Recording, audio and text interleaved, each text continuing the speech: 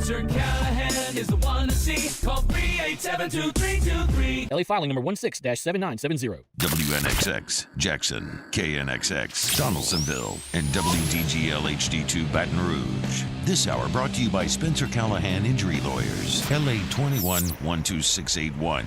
Offices in Baton Rouge. Now, The Hunt Palmer Show. You are now listening to The Hunt Palmer Show, brought to you by Corks, Cajun Fried Fish and Shrimp on 104.5 ESPN Baton Rouge.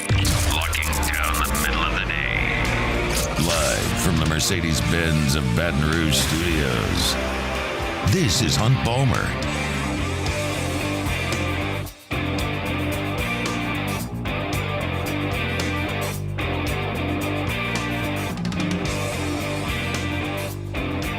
Welcome in. Hunt Palmer coming to you from the Mercedes-Benz of Baton Rouge studio downtown in the capital city on this Friday. Means we're brought to you by Corks, Cajun Fried Fish and Shrimp. Working towards the weekend and fired up you're hanging out with us. Got Jacob Beck and Cassie Spazzali back there on the ones and twos. Preston Guy in 15 minutes talking LSU football. Saints in preseason action tomorrow. We'll talk about it 30 minutes from right now. Team USA headed to the gold medal game in basketball. We got to meet the freshmen. Plenty to do here on this Friday. So let's get things rolling here with some LSU football. Joe Sloan met with the media back on Wednesday, and I thought had a lot of interesting things to say. We talked about a good bit of it yesterday as far as the running game goes, and I gave you a lot of my thoughts on LSU's running game last year, which, quite frankly, wasn't very good when it needed to be. It was really bad against Florida State. It was really bad against Alabama. It was really bad against Texas A&M. Watching the game in real time bore that out, and the statistics certainly showed that as well. And I talked yesterday about how there is a new plan with the running game to be, and I hesitate to use the word traditional anymore because what does that even mean? No one's getting in the veer. Nobody's running the power I at this point, but I use traditional in the sense that you're handing the ball to the running back. That's traditional, as opposed to the quarterback kind of doing his own thing and doing it really, really well. And so I thought that was an interesting piece to get to on yesterday's show, but I wanted to get to a little bit of the passing game when we talk about today's show. And I think a good bit of that goes into the coaching staff that they've got on the offensive side of the ball, because you've got to, I certainly wouldn't call it a power struggle, but there's a dynamic at the top of this food chain with Joe Sloan and Cortez Hankton, where those two guys were both kind of elevated, but basically Sloan is at the top here. And you certainly got Brad Davis, who's done a great job with the offensive line, but Sloan spoke to the offensive staff and just how confident he is in this group that Brian Kelly has assembled. You know, it starts with really upstairs with the cohesion that we've really developed on offense with our offensive staff. We got a lot of continuity over the last couple of years, and then the guys who have added in, it's been an unbelievable mix. A lot of guys bringing great thought, great ideas, and just bringing so much to the table. And I think that carries over to the players, the time that we have together as an offensive staff and how we interact with each other. And the players have got to be the guys who go do it. And Garrett Nussmeier is chief among those who have got to go do it. And I think that pretty much everyone who is an LSU fan feels really good about Garrett Nussmeier. Now, that's common. Folks that have never really been in the line of fire and have never had to produce under the toughest circumstances, and those who don't have mistakes that we've actually witnessed are those that the fans like the most. Go ask the Tennessee fans how they feel about Nico. High-quality recruit, hadn't played very much, hadn't made any mistakes. They think he is fantastic. And that's kind of the way things are here with Garrett Nussmeier, and we'll see if either one of those guys are great players. But right now, I think everybody feels pretty good about it, and there's good reason to. Garrett Nussmeier has shown some real flashes of talent.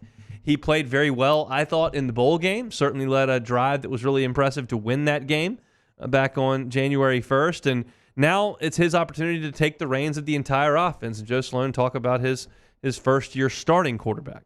He processes information really quickly, and then he has the arm talent to get it to that place and the creativity, right? The growth over the last several years and just being process-oriented. That's what I've been really proud of him. He's been really focused on his process. He's been focused on little things and allowing the big things to happen. That's been really the things that I've enjoyed watching him, and then I've watched him grow as a leader this offseason and how he's really been able to let it happen naturally and let his work speak for itself, but also be the vocal leader right when he needs to be. But we're going to put him in positions to use that arm, to use his decision-making ability. But, you're going to see a lot of the same things, and then we're always going to build it around our personnel. But I think you're seeing our offense start to come together around him schematically.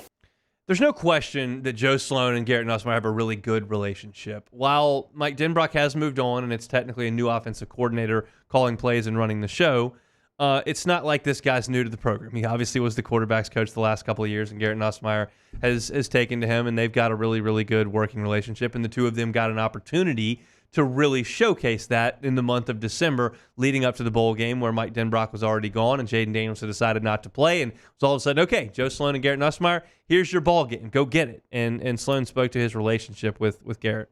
Honesty and straightforwardness is the best way, right? And that's what we're always going to do within this program. Coaching's about relationships and trust. And Garrett and my conversation back and forth, and Coach Kelly's conversation with him, and throughout our organization, we're honest with where he was, excited about the talent and potential that he has and who he is as a player. And I'm assuming he felt himself getting better, right? And he said, as I'm getting better, and I got an opportunity. I think you've heard it.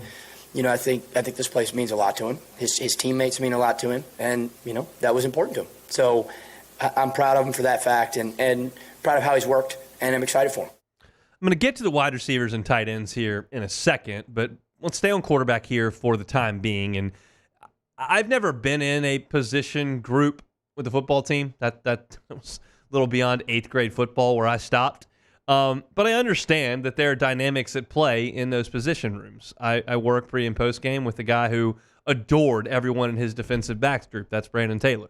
He played with Morris Claiborne and Eric Reed and Craig Lawson and Tyron Matthew and Patrick Peterson. All those guys were really close, Ron Brooks, and it was a really close-knit group. Marlon Favorite feels the same way about his defensive line guys, Ricky Jean-Francois, obviously Glenn Dorsey, Claude Rote, Tyson Jackson. I mean, they were best of buds. But oftentimes, the sense is from the outside that quarterback rooms can be a little bit testy. Now, you certainly didn't see that with Joe Burrow and Miles Brennan. It doesn't apply there. It didn't happen last year with Garrett Nussmeier and Jaden Daniels. But now you've got a situation where you've got Ricky Collins, who's been at LSU for a year and is a hometown guy, and you've got A.J. Swan, who they brought in really to compete with Ricky Collins. In my estimation, A.J. Swan was not brought in to compete with Garrett Nussmeier. He was brought in to compete with Ricky Collins, and that's an interesting spot. And we've watched those two guys work, and by my eye, which is very much untrained, I feel like Ricky Collins has had a really nice start to the camp, and A.J. Swan has had a few more bumps in the roads. And then you've certainly got Colin Hurley, who is 17 years old, barely, and is kind of the guy at the bottom of the food chain looking up. But Joe Sloan spoke to kind of now the new dynamic in the quarterback room. The camaraderie within that room and the way those guys have worked together, and the way Ricky's working, and the growth he's had, the way AJ's worked, the growth he's had, the things that we challenged them with after spring, you're continuing to see them elevate. And Colin Hurley with his talent and his intelligence and ability to see things and make decisions, he showed a lot throughout his early time here of really some things for us to be really, really excited about. So I'm proud of all of them and proud of the way that group has worked together. But that's a good question, and it's definitely unique, and his story is different than maybe some others in college football today. A lot of guys in that room that are in different spots, like I just mentioned. Garrett Nussmeier is a starter for the first time in his life. Colin Hurley is trying to figure out what living away from home is. Like, this is a brand new world for him. And then A.J. Swan is a guy who started games in the SEC, who's fighting for his backup role, and obviously Ricky Collins is doing the exact same thing. And he was where Colin Hurley was last year, looking up at two guys with more experience and more skins on the wall than he certainly had. So it's an interesting spot there, and we'll continue to monitor kind of the backup quarterback situation as we move forward. Wide receiver has been the position that I've talked about the most this week specifically. Most of that talk has had to do with Kyron Lacey, who all you know at this point I've been very, very impressed with in fall camp. But Chris Hilton has also had a great go of it early on. He looks the part of a healthy speed guy that can run routes, and he's made catches, no drops. He's been really, really good. But there are a lot of other guys there. C.J. Daniels certainly applies here. Xavier Thomas when he gets back healthy. Shelton Sampson, Aaron Anderson, Kyle Parker. Like, there are a lot of dudes jockeying for position here, and Joe Sloan talked about those wide receivers and how that's coming along, specifically the three guys at the top. the level from maybe guys that you haven't talked about, you see elevating. When I look at Aaron Anderson and Kyle Parker and the way that they're elevating throughout camp, Shelton Sampson showed a lot of growth at some of his different opportunities. And, we've talked about Xavier and we talked about all those different guys, but I think there's more than just those three who have been doing and flashing in different ways. I'm really excited about, our couple young guys and where they can go. But Kyron, Chris, and CJ have played a lot of football, and I think they're definitely showing it, and what they've done is when they have an opportunity to make plays, we've tried to put them in position to do that. And when they've had that opportunity, I think you've seen all three of them kind of rise to the occasion. And this is how, I can kind of decipher coach speak at this point. I think most of you can as well. He knows he needs to praise most of the guys that are on his offensive unit, and he's going to do that. And that's part of the deal, and a lot of it's coach speak and not worth digging into really deeply. But when he circles Brown at the end there and says, but Kyron, Chris, and CJ played a lot of football, those are your three. Those are your three guys right now that are on the top. Now, Xavier Thomas is hurt, and I think he'll come back. And I actually think Kyle Parker has done a great job of getting open. He's had 2 drops, which is a big deal. But he's done a good job of getting open, which is, I think he can work on the catching. But I think you can clearly see that there are 3 guys they prioritize there and that they think are the top 3 receivers. And I feel pretty good about that trio. I feel great about Kyron Lacy. I feel really good about Chris Hilton. And I think CJ Daniels, based on his size, looks the part, over 6'2", and the production he had at Liberty, I think there's reason to believe that he's going to be a pretty good option, especially if he's the 3rd option on this LSU passing game. But he may not be the 3rd option, because the 3rd option might be a tight end. In fact, that might be the 2nd option at this point with the guys that they've got catching balls out there. Mac Markway stepped away earlier this week, but you still got Mason Taylor, Kamorian Pimpton, and of course Tradaz Green. And Joe Sloan talked about potentially using multiple tight end sets to get those guys on the field. We want to recruit players that allow us to attack a defense in so many different ways. I think you saw us last year. We had a couple of really elite players on the perimeter, and we were able to attack guys in certain ways, right? We're always going to build, though, as we continue to grow. If those guys give us an opportunity to do different things, we're going to use them, right? And we're going to put them in position to be successful. And obviously tight ends always are fun, right? They add a different element to the offense, especially when you have guys who can do multiple things. It's been good to watch. Everybody's got to keep getting better. We're going to keep being aggressive. We're going to be aggressive in the run game, right? We're going to attack people. And we're going to be aggressive on the perimeter. So, if we need to do that in multiple different sets with multiple different people, we're going to do that. I feel really good about LSU's passing game. Where does the passing game start? Well, it starts with the offensive line. You can have anybody back there you want. If they can't get protection, you can't play. So it's got to start up front. And while I do have questions with LSU's offensive line and their ability to run the football consistently against good fronts, I don't have concerns about pass protection. Those guys are stars in pass protection, especially out of the tackles. I think LSU's going to be fine there. That's step 1. Step 2, you've got an old quarterback who's in his 4th year, and I think he's going to be just fine. And I think the weapons at his disposal, although unproven to an extent, I wouldn't call Chris Hilton proven. I wouldn't call CJ Daniels at this level proven. Mason Taylor and Kyron Lacy, sure. But I trust those guys to get open and to make catches. And so I think when you put all that together with Joe Sloan and Cortez Hankton scheming things up, I think the passing game is going to be very, very good. I've been impressed with it in the camp, and I'm expecting that they kind of hit the ground running. It'll be different than it looked last year, where I promise you, they're going to punt at some point in the first half against USC, and we kind of got used to that not really happening very much. Like, they'll punt against USC in the first half at some point. It's not going to be just cruise control. But it will look good, I think. I don't think there's going to be some massive learning curve for this group. It's not like, going to Mike Leach's air raid. Now, that's a bad example because of what we saw in Tiger Stadium in the first game of that at Mississippi State. But you understand that once they got beyond that, it was year 1. They're trying to figure things out, and they hit a massive amount of roadblocks right after LSU. I don't think that kind of struggle's coming for this group, even though there's a lot of turnover. I think it's going to look really, really good. Really from the start, I have a lot of confidence in LSU throwing the football, and that's Joe Sloan kind of talking about it there. If you're looking for LSU football content, we tell you every single day. Find it on YouTube, Hunt on LSU. Again, that's Hunt on LSU on YouTube. All of our LSU football content right there for you. Our Friday show is brought to you by Corks, Cajun Fried Fish and Shrimp. Get on by for a late lunch, government between Foster and Jefferson. Delicious jumbo Gulf shrimp, crispy fried catfish, po' boys, and much, much more. Check them out online, corksfishandshrimp.com. We come back, Preston Guy talking some more LSU football. It's a Friday edition of the Hunt Palmer Show. You are now listening to the Hunt Palmer Show. One Bath and Closets. OneBathAndClosets.com is the website. David Duvall and his team, 30 years remodeling and redesigning bathrooms and closets. Get into the bathroom of your dreams. You can do that with the folks at One Bath and Closets. They can do full-scale, customized bathroom renovations and remodels. You may think, oh, man, I don't even know where to start. Well, you start with a free consultation. David Duvall and his team just come out there and say, hey, here's what we can do. What do you like? What do you think? Here's some options. Here's some pictures of some of the work that we've done. What looks good? What doesn't? What kind of room do you have? Do you need to make more room? All that stuff they can handle. You tell them in that free consultation, hey, I heard about you on the Hunt Palmer Show. Bam, $1,000 off of your job right there because you told them that we sent you there.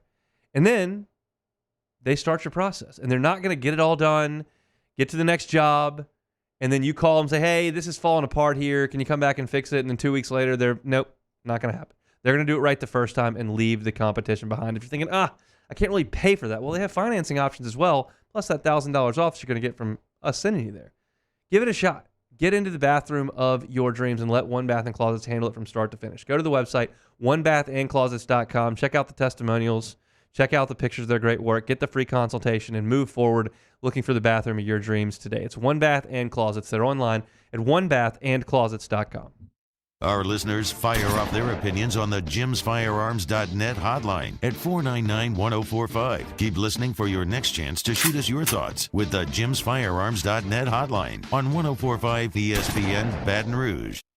Bayou Chrysler Dodge Jeep Ram is taking $20,000 off new 23 Ram 1500 trucks. We're open for business in our beautiful new showroom and taking $20,000 off the powerful Ram truck. All new Bayou vehicles come with a 7-year, 100,000-mile warranty. The crew at Bayou Automotive is going to do right by you. The Windsor Senior Living Community in Mandeville, Louisiana is a beautiful, vibrant apartment community geared towards seniors. They are nestled right in the heart of Mandeville, where seniors live a more carefree lifestyle in spacious apartments with the peace of mind that comes from having a little extra help. Call the Windsor at 985-624-8040 to schedule a lunch and tour. Come see how the Windsor can be your passport to peace of mind. Gulf Coast Office Products is a nationally recognized Savin office equipment dealer based right here in Louisiana. Over 100 employees strong, Gulf Coast has the boots on the ground to support all vertical markets from education, engineering, legal, and finance. With the latest in office technology from desktop to production segment units, Gulf Coast and Savin have the perfect fit for you. Call 225-756-2644. That's 756-2644 for Gulf Coast Office Products. I've been doing business with Luba for 25 years. They're dependable, trustworthy. It's just the attention to detail with our clients.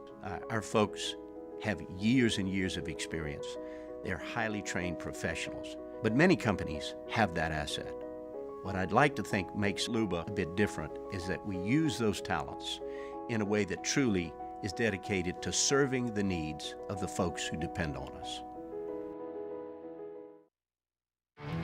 There it is, the extra mile, on the border of expected and extraordinary, for those willing to go further, like vans customized for work or play, with safety and tech to keep you connected, supported by a 5-star sales, service, and finance team, and backed by the 1-star you know.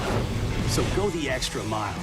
It's never crowded, because so few have what it takes to go there. Mercedes-Benz Vans.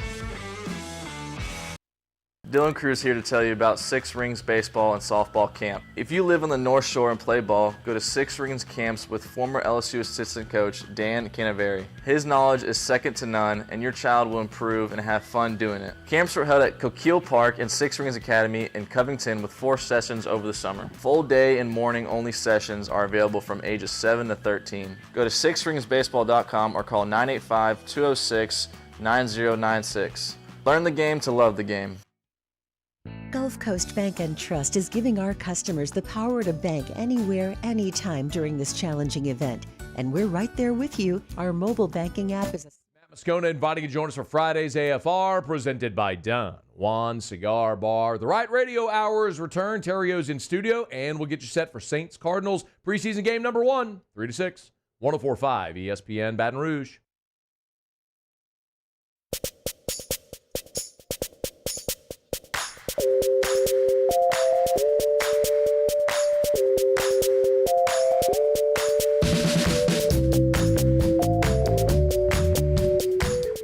You're listening to the Hunt Palmer Show, brought to you by Corks, Cajun Fried Fish and Shrimp.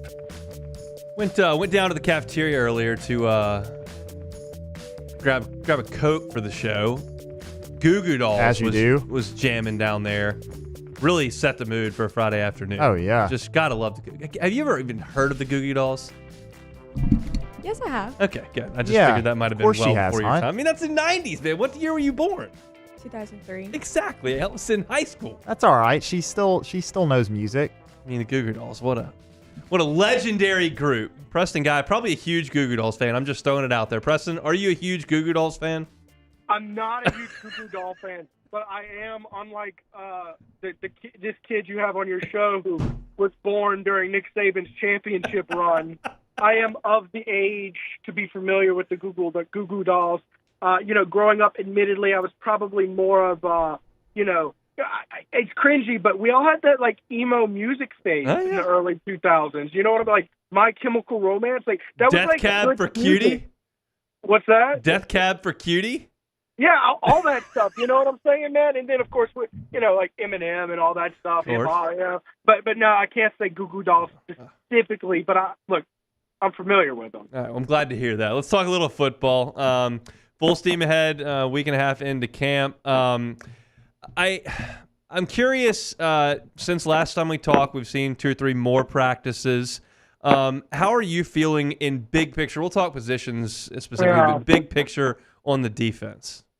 I feel like they're still not quite where they need to be, but they're better.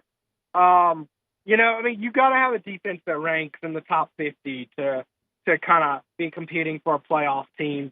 And that's with an elite offense, which I think we all expect it to be elite, but we just don't know. A lot of people are freaking out that Nussmeier's had a few throws here and there. I've actually been impressed with his passing ability and really impressed with Kyron Lacey, where he's just kind of come from spring where he was, the dominant force, and he's just continued to build off of that. I mean, he is absolutely making some DBs look silly.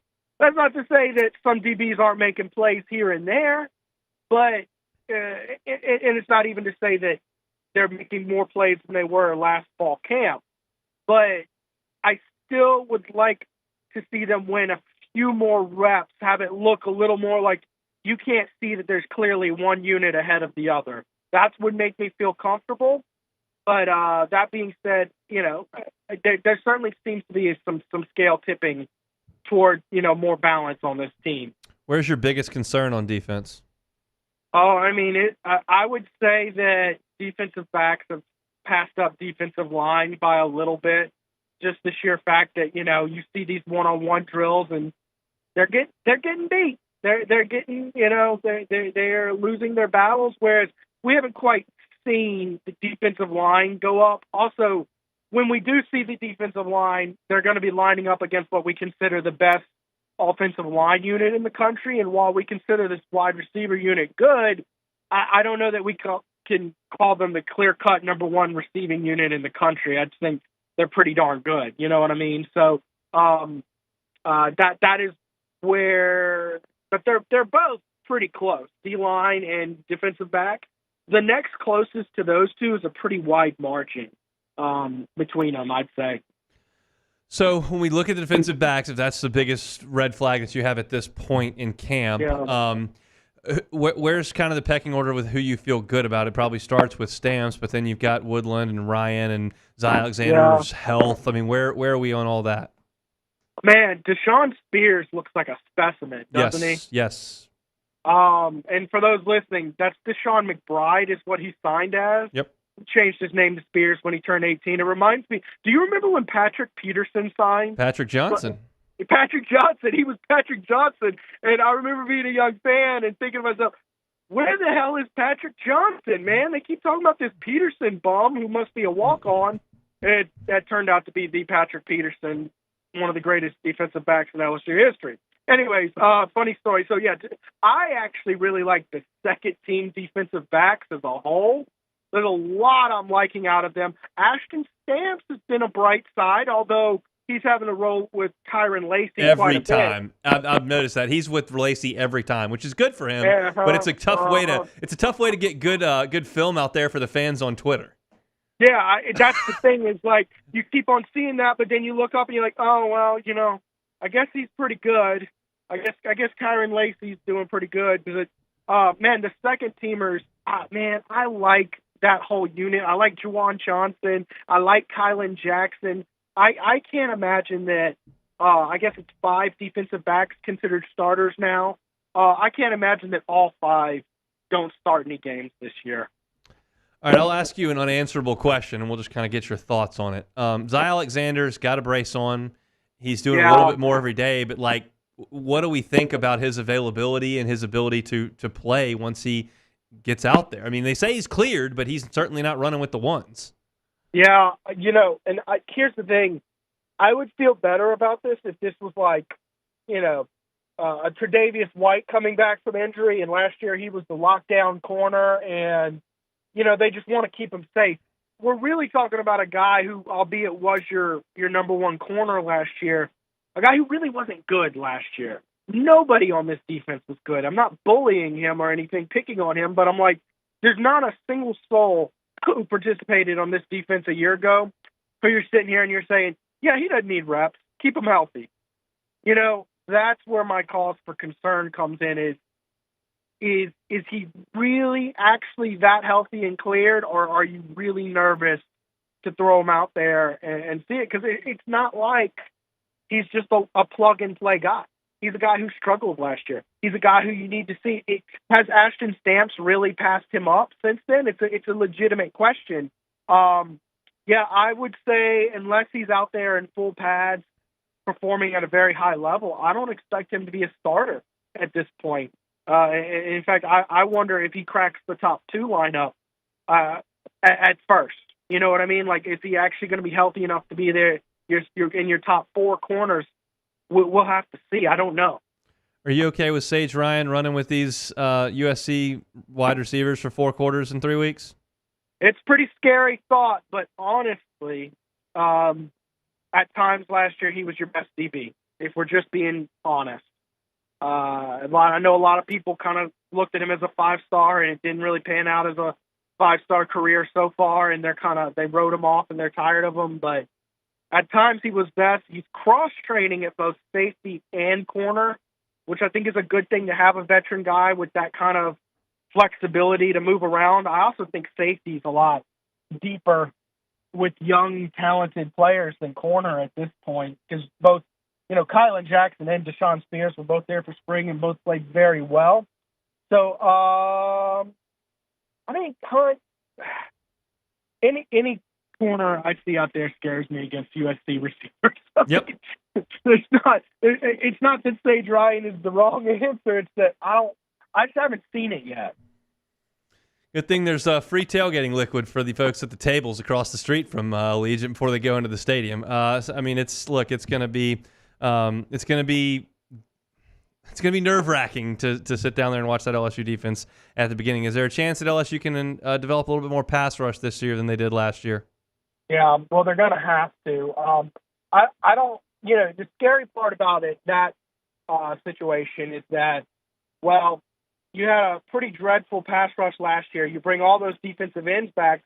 Well, you lose your top 3 defensive tackles off that team, right? They were all players who got drafted, by the way, including a second-rounder. Yep. And Mason Smith. So then you start to get a little worried. But then you go back and you watch that game film, and you're like, oh, I guess having defensive linemen lined up 2 yards off the ball is something that can be corrected with good coaching. And you look at the 2 coaches LSU brought in, and you start to get a little optimistic. You're like, this could work. And then you see Deshaun Womack is a guy running with the ones, effectively beating out some fifth-year senior edge rushers. that gives you optimism, and you start to see what Dominic McKinley looks like physically out there, and Jacobian Guillory is a veteran defensive tackle. Yeah, I think that the defensive line is going to take a noticeable step forward. I don't see how they don't. They need to in a big way. I mean, it feels like they've got a lot of guys, just a matter of what level can they play at. What are your thoughts on Deshaun Womack? Well, Deshaun Womack's a 5-star talent guy. I mean, he showed it all talent-wise last year. It was the execution that was the issue. My thought is that he's probably one of the players who benefits the most from this new coaching staff, getting some isolated one-on-one time. Because, mind you, it's not just one defensive line coach, Bo Davis.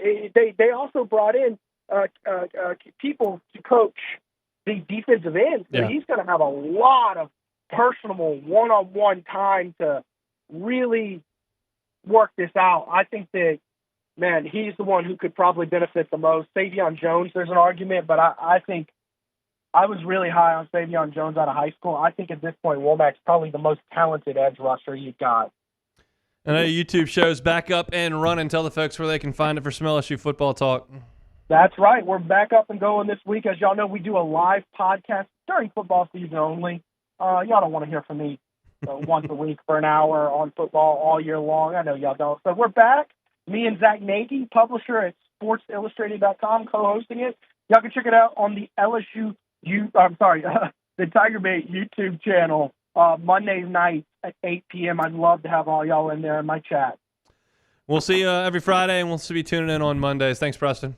All right, Hunt. See you soon. Preston Guy, TigerBait.com. All the coverage for LSU that you need over at Tiger Bait. Mike Scarborough, Buddy Sanji, Preston Guy, the whole crew over there do a great job. And Preston joins us every Friday here on the Hunt Palmer Show. When we come back, 3 things I'm looking for. I might make it 4 things I'm looking for in the New Orleans Saints preseason opener tomorrow. That's next. You are now listening to the Hunt Palmer Show. Boudreaux's Electrical Services. Neil and Melissa have been running it for 40 years down there in the 985, but now there's a 225 number as well because they got their location in Gonzales. Same number they've had for 40 years in the 985. It's 397-1562. I tell you that every single day. But in the 225 area code, you can give them a call at 300-9389, 300-9389. They're a certified Generac dealer. They're a premier Generac generator dealer. It means they're in the top 3% nationwide. They're not going to thrill you with any VIP memberships or any exclusive clubs to join. You're just going to get the incredible customer service that Boudreaux's Electrical offers if you're a client of Boudreaux's Electrical. So give them a call, 985-397-1562. Visit them online, boudreauxelectrical.com. Give yourself the peace of mind of knowing you're not going to have to deal with power outages. Get that Generac home standby generator installed today. The time to think about this is not when the storm's gone and so is your power. The time to think about it is right now. Call them, 397-1562 in the 985 area code, or better yet, just visit them online, boudreauxelectrical.com. That's my friends at Boudreaux's Electrical. In times of need, get a full list of phone numbers, websites, and other important emergency information on the Demco Stormwatch page at 1045ESPN.com. There's nothing chill about a hot, sweaty line. Unless you add Mountain Cold Refreshment. Coors Light. Choose chill. Bayou Ford has the new inventory to get you in a new Ford truck or SUV today, or customize your next vehicle just the way you want it. All new Bayou Ford vehicles come with a 1 million mile powertrain warranty. The crew at Bayou Ford is going to do right by you. At Relief Windows, we're more than windows. We're windows, doors, hardy plank, and vinyl siding. But our number one product is always customer satisfaction. Visit us online at reliefwindows.com. Oh, by the way, we do shutters too. Dylan Cruz here to tell you about Six Rings Baseball and Softball Camp. If you live on the North Shore and play ball, go to Six Rings Camps with former LSU assistant coach Dan Canaveri. His knowledge is second to none, and your child will improve and have fun doing it. Camps were held at Coquille Park and Six Rings Academy in Covington with 4 sessions over the summer. Full day and morning only sessions are available from ages 7 to 13. Go to sixringsbaseball.com or call 985-206-9096. Learn the game to love the game.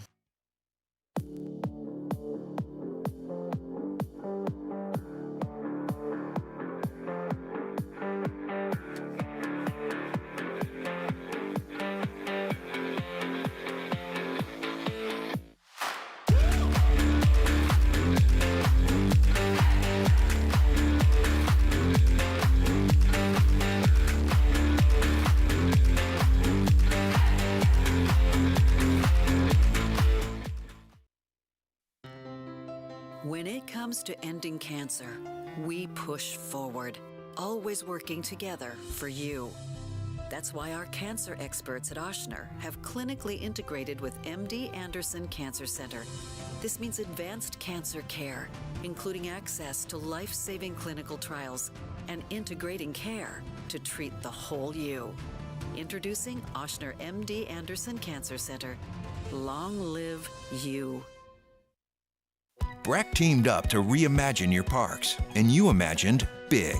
With your help, we went to work, creating 12 beautiful community parks across the parish. A family-sized water park, miles and miles of trails, and parks just for your dogs.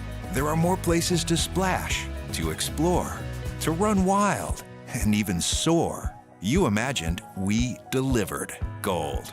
Breck, your #1 park system in the nation.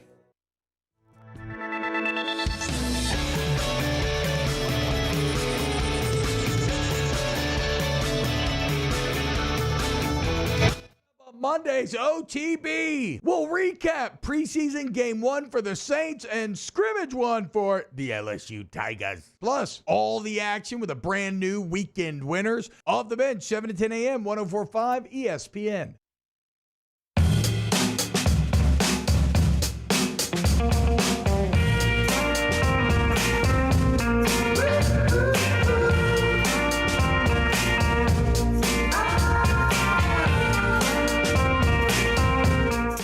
This is the Hunt Palmer Show, brought to you by Corks, Cajun Fried Fish and Shrimp.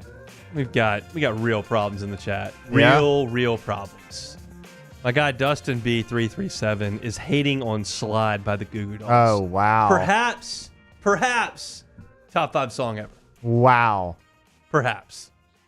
That's a bold statement. He's saying it's an abomination of a song. That's just unequivocally false. That might have been the song of the year. What year was that? 1999? Gotta be 98, yeah, I would think. Look it up. See what year that was. I'm gonna guess that was in. We're just trying to date you right now. That's all we're doing. I was probably in 5th grade. I'm thinking 98 is sounding like Slide. Dustin B tells me to touch grass. Absolutely. That is 1998. Yep. Boom, baby. That's what I'm talking about. Beautiful. People think I don't know pop culture. Just take me to 1998 Goo Goo Dolls music. I got it all. Basically, all we're confirming here is you're old, Hunt. That's true. I can't really back that up. I was actually running this morning and like my knee started hurting. I was like, this is just pitiful. And I was thinking the other day about how I'm close to being the age where I'll be older than every professional like athlete in the big 4 sports. I'm not there. Like, and certainly not doesn't apply to golf, but like every MLB, NHL, and NFL and NBA player, like I'll be older than them in the next 6 years. Well, LeBron's keeping you alive. He's not going to be there 6 years. Well, that's true. So it's getting there. We're certainly past our prime.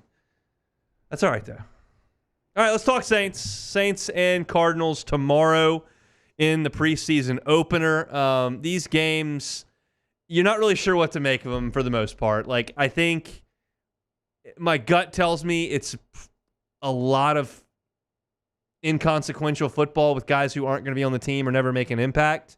But there's a chance that there are some things we want to watch. And so I'm not going to completely wave my hand at it. I'll look at 4 things that I'm kind of looking at.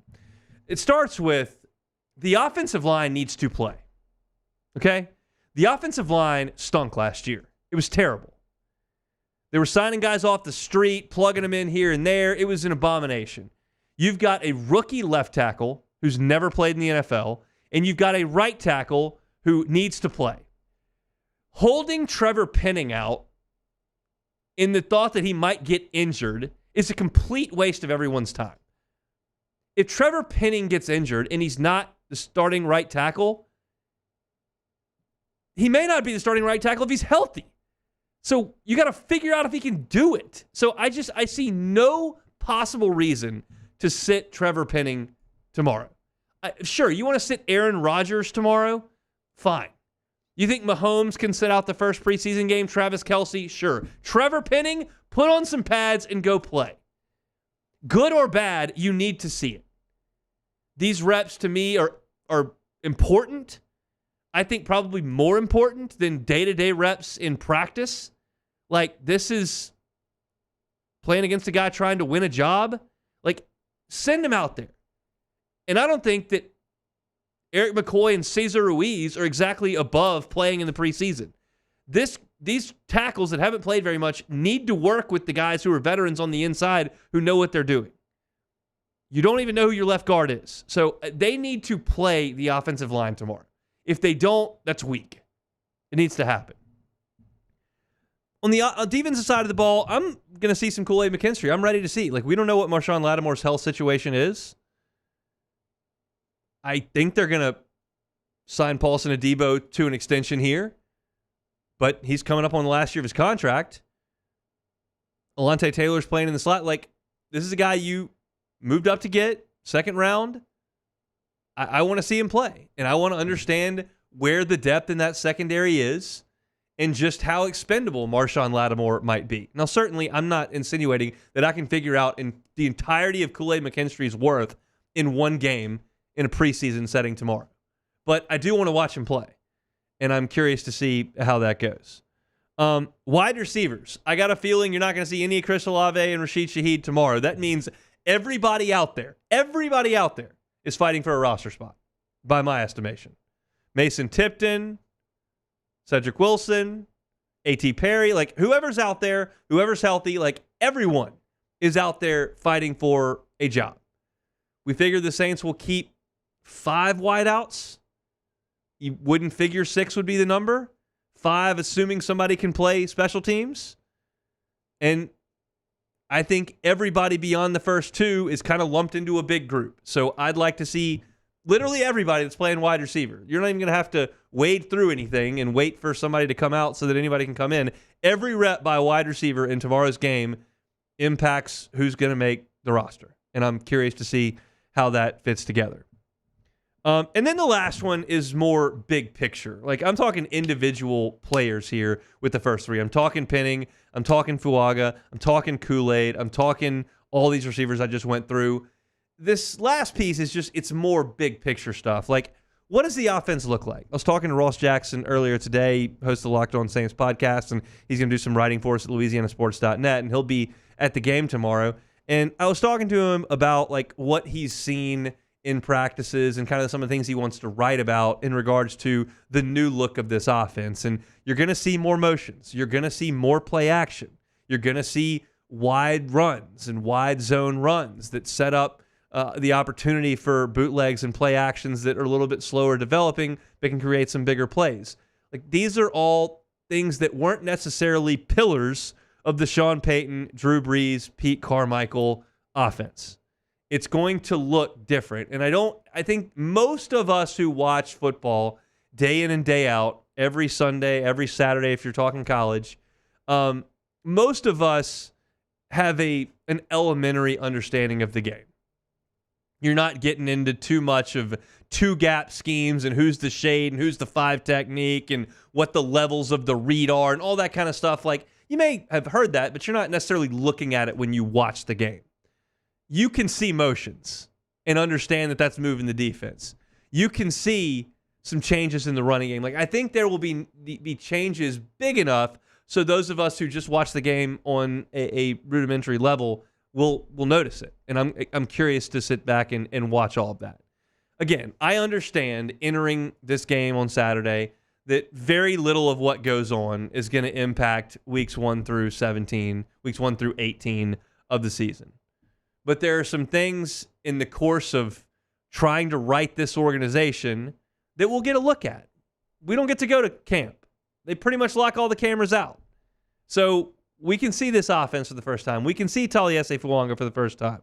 We can see the backup quarterbacks, which is probably on everybody's list here, and thought it was a little obvious to bring forward here. We can see if Mason Tipton's making some plays or if A.T. Perry shows that athleticism. We can see if Kool-Aid McKinstry gets his hand on a couple of footballs. I'm curious to take a look at that. We'll certainly do so tomorrow. Saints and Cardinals tomorrow evening from out in the Valley of the Sun. We'll be talking about it a lot more in depth coming up on Monday's show. All right, let's step aside when we come back. Team USA, crazy game yesterday. Right off, we got off the air, and they'll play for a gold medal tomorrow. I kind of want to talk about it a little bit, so we will on the Hunt Palmer Show. You are now listening to the Hunt Palmer Show. Every shot, every goal, ESPN Bet has fans covered for the biggest moments of the summer. The exclusive sportsbook of ESPN is the only place to find special offers and promotions from your favorite ESPN shows and personalities throughout the summer months. New users can get a bet reset up to $1,000 in bonus bets if your first bet doesn't win. So download ESPN Bet today. What a play. Must be 21 or older. Gambling problem? Call 1-800-522-4700. In partnership with LeBears Lake Charles. Terms and conditions apply. See app for details. Get the 104.5 ESPN Baton Rouge app powered by Bayou Ford and tap the microphone icon to send us your thoughts in an audio message. Your message could be played on air during Off the Bench with Esther and T-Bob, The Hunt Palmer Show, and after further review with Matt Moscone. There it is, the extra mile, on the border of expected and extraordinary for those willing to go further, like vans customized for work or play, with safety and tech to keep you connected. Supported by a 5-star sales, service, and finance team. And backed by the 1-star you know. So go the extra mile. It's never crowded because so few have what it takes to go there. Mercedes-Benz Vans.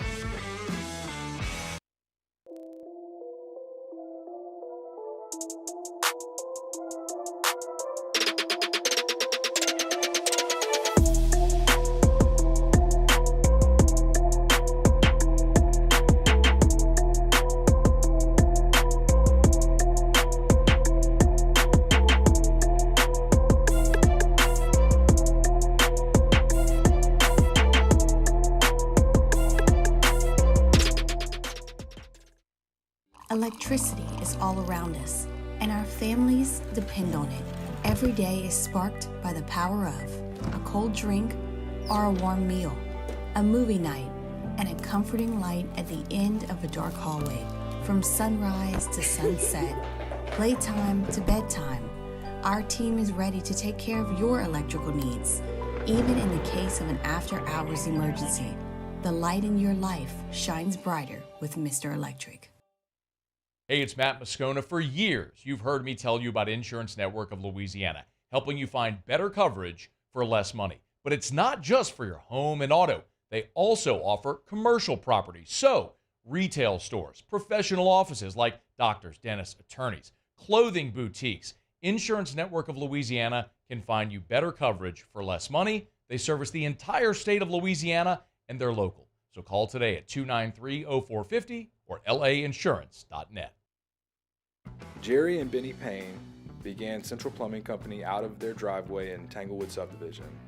50 years later and 4 generations down the road, we continue to serve Baton Rouge and the surrounding areas for all of their plumbing needs. Residential, commercial, industrial, or hospitality, Central Plumbing is here 24/7, 365. We want to thank our customers, family, and friends for 50 years of success. And looking forward to 50 more. Farming is a way of life for us. It's not something we get up in the morning and dread going do. It's just something we go to bed at night looking forward to getting up to go do. John Deere equipment is what we as farmers strive to have. It's in your blood, it's in your veins. It's just a part of who you are. Green is what we want to be in. The other tractors were acquired to patch it up to get to where you want to be. Where we want to be is in John Deere.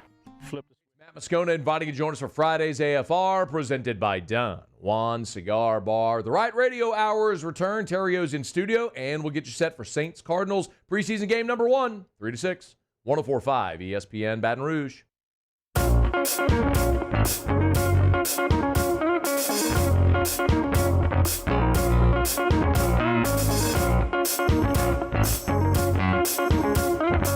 You're listening to The Hunt Palmer Show, brought to you by Corks, Cajun Fried Fish and Shrimp.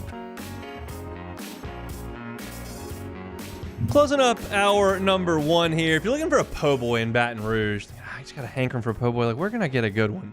Corks has a fantastic po' boy. They got a few really good po' boys. They got the, of course, fried shrimp po' boy. That is my preference. I'm a fried shrimp po' boy guy. I love it.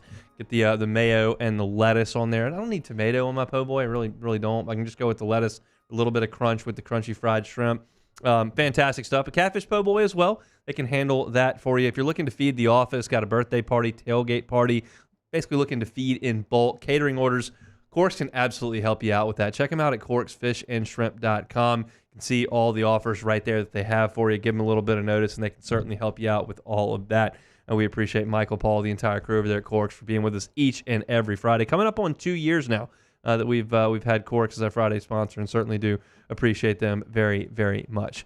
As we were on the air yesterday in hour number 2, I went as far as to say, like, man, I think Team USA is officially in some trouble in basketball, and they were. I mean, you're talking about a Serbia team that was lighting it up in the first half and really shot it pretty well in the second half, but Steph Curry was an absolute flamethrower, and Team USA just played better down the stretch. Beck, I said on the air, I was like, eventually I hope Serbia realizes, oh my God, we're about to beat America, and they screw up. I don't know if they choked as much as the USA played great down the stretch, but they certainly helped. Yeah, I think if you just look at the box score, they were up 13 going into the fourth quarter. Yeah. And they scored 15 points in the fourth quarter. That was by far the lowest they scored in any of them. So it's hard to say whether or not they truly choked or if they or if they just stopped making shots. I mean, I don't know. I watched the whole game, and Jokic he didn't play his best in the fourth quarter, and Bogdanović didn't make any shots. They had a wide open. There was a wide open. That was the play of the game. No that question. Was it. That would put them up 5 with exactly. 2 minutes to go. Yeah, exactly. And then they missed it, and then after that, it was just all U.S. And I mean, I can still see the shot goes up as the lefty that shot it, and LeBron was right under the goal just looking. There's nothing you can do. And he missed it, and then they came back. But I mean, I think it's two-pronged with the fourth quarter you're talking about, because the U.S. scored 32 in the fourth quarter, which to me probably speaks more to their ability to score than it is Serbia just forgetting how to play defense. Right. But the 15, I mean, I think that there's something to that. Now, LeBron did take Jokic in the fourth quarter and made life more difficult for him. There's no two ways about that. But like the possession where Team USA comes down, USA has the lead. They run a little bit of a set, but basically it's just get the ball in hands of the guy that you think has the best matchup at that point. They got it to Durant. He shimmied, stepped back, just hit a 17-footer, nothing but nylon. Like, that's the type of player they have. And then you look up when the dust settles, and you've got Steph, who goes for 36 in the game. But I thought Durant was fantastic late. He had only had 9 points, but 4 of them were huge. Yep. And it's just difficult to guard all 5 of those guys, no matter who the USA has on the floor. That's the thing. It's like Serbia played probably their best game they could play. And they shot 39% from 3. Yeah, and 46, they turned it over 7 times. Yeah, like that's about as efficient as you're going to be. Exactly. And the U.S. and that's the thing with the U.S. is there may be a game where somebody's off, or maybe there's 3 guys off, but if at least one of them's on, like Steph Curry was in that game, there's nothing you can do about it. So that's just why you always expect the U.S. to win, and that's why it's so hard to beat them. I mean, when I look at the box score, it almost makes me chuckle, because Anthony Edwards played 13 minutes and scored 2 points. Yep. Anthony Davis scored 4 points in 10 minutes. Remember who Tatum didn't get off the bench. Exactly. Remember when we were talking about Jason Tatum not playing in these games? He didn't play in this one either. And all by the way, they also have Tyrese Halliburton, who's one of the best point guards in the league, that hasn't played. He's played like maybe 10 minutes the whole tournament. Some people, this doesn't do anything for them. And y'all know that I'm not watching the TNT's NBA coverage every Tuesday in January. Like, I'm just not locked into that extent. I like the fact that LeBron, Embiid, Booker, Drew Holiday, Steph Curry, Kevin Durant, and Anthony Davis are out there playing on one team. Like, that to me is still very cool. Yeah. Because we see it once every 4 years. I don't watch the World Championships. And, you know, whether you have your allegiances in the NBA or whatever the case, like, I think it's really cool. And although they win more often than they don't, it's still, to me, really fun to watch. And those guys still playing as hard as they are and caring as much as they do post-game, I think is still cool. You get so little. I mean, this happens every 4 years, and there's not many sports where you can say you're watching one team that has pretty much all of the, at least, you know, top 15 or 20 best players in that league, and they're all playing on one team together with one goal. And it is really cool to see that these guys can come together, even though when they're playing in the NBA, they're obviously trying to beat each other, you know, 82 games a year. They can come together like this. And some of these guys, you know, probably don't like each other too much, but considering what they have one goal in mind, and they can all try to do their best to do it. So it's really, I enjoy watching it too. I know that, you know, a lot of these games they end up winning by 20 or 30 points, but you have a game like this, and it's really fun to watch. No question. People were saying, well, LeBron doesn't really have to do this, and he doesn't. Neither does Steph. But like, I could also make the case that these are going to be like the most important games they play the rest of their career. Probably. Their teams aren't any good anymore. Yeah, they aren't. So I mean, this is could be some of the highest level basketball they play moving forward. And I have another take here. I think France is in big trouble tomorrow. Yes, like this I may have agree. been the one where we got pushed and the team hit a bunch of shots and they still found a way. They're going to come out like. It's hard to breathe when you're down 13 in the fourth quarter and you got to get it done. They're going to be able to take a deep breath before tip-off, and I know it's going to be a home crowd advantage for France, and I know that Victor's there and the whole deal. He's one, 19-year-old kid. Yeah. This is a bunch of men who are going to the Hall of Fame, and I think they're going to beat the brakes off France. I think there's France, if they can do what Serbia did in this game, then they do have a chance. But I think you're right.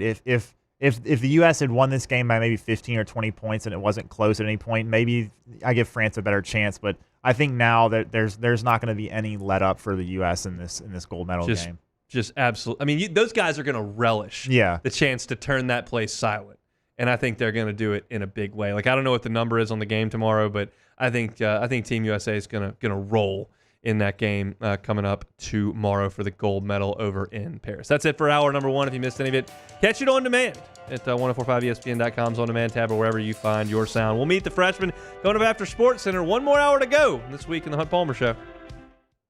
You are now listening to the Hunt Palmer Show. So fired up to welcome a new sponsor here to the Hunt Palmer Show. It is the Highland Insurance Group right here in Baton Rouge. They're an independent brokerage. They can handle your commercial accounts, whether it's property and casualty, or they can also do your group or employee benefits. I come from the insurance world. I know it's not the most comfortable thing to talk about all the time. Everyone says, it just costs a lot. I don't even know what it is. You need to have someone on your side as far as insurance goes that can be part of your team. It's like your attorney, like your CPA, and that's what Jonathan Carbo and his team feel like they are. If you're looking for some magic bullet for property insurance that cuts 20% off, this is not the phone call that you need to make. But if you want someone on your team to help you handle your insurance program so you can handle running your business, Highland Insurance Group is your spot. They can handle your employment practice liabilities, crime, cyber, D&O, umbrella. Check them out online, highlandig.com. It's the Highland Insurance Group. Check them out online, highlandig.com. Bayou Chrysler Dodge Jeep Ram is taking $20,000 off new 23 Ram 1500 trucks. We're open for business in our beautiful new showroom and taking $20,000 off the powerful Ram truck. All new Bayou vehicles come with a 7-year, 100,000-mile warranty. The crew at Bayou Automotive is going to do right by you. At Relief Windows, we're more than windows. We're windows, doors, hardy plank, and vinyl siding. But our number one product is always customer satisfaction. Visit us online at reliefwindows.com.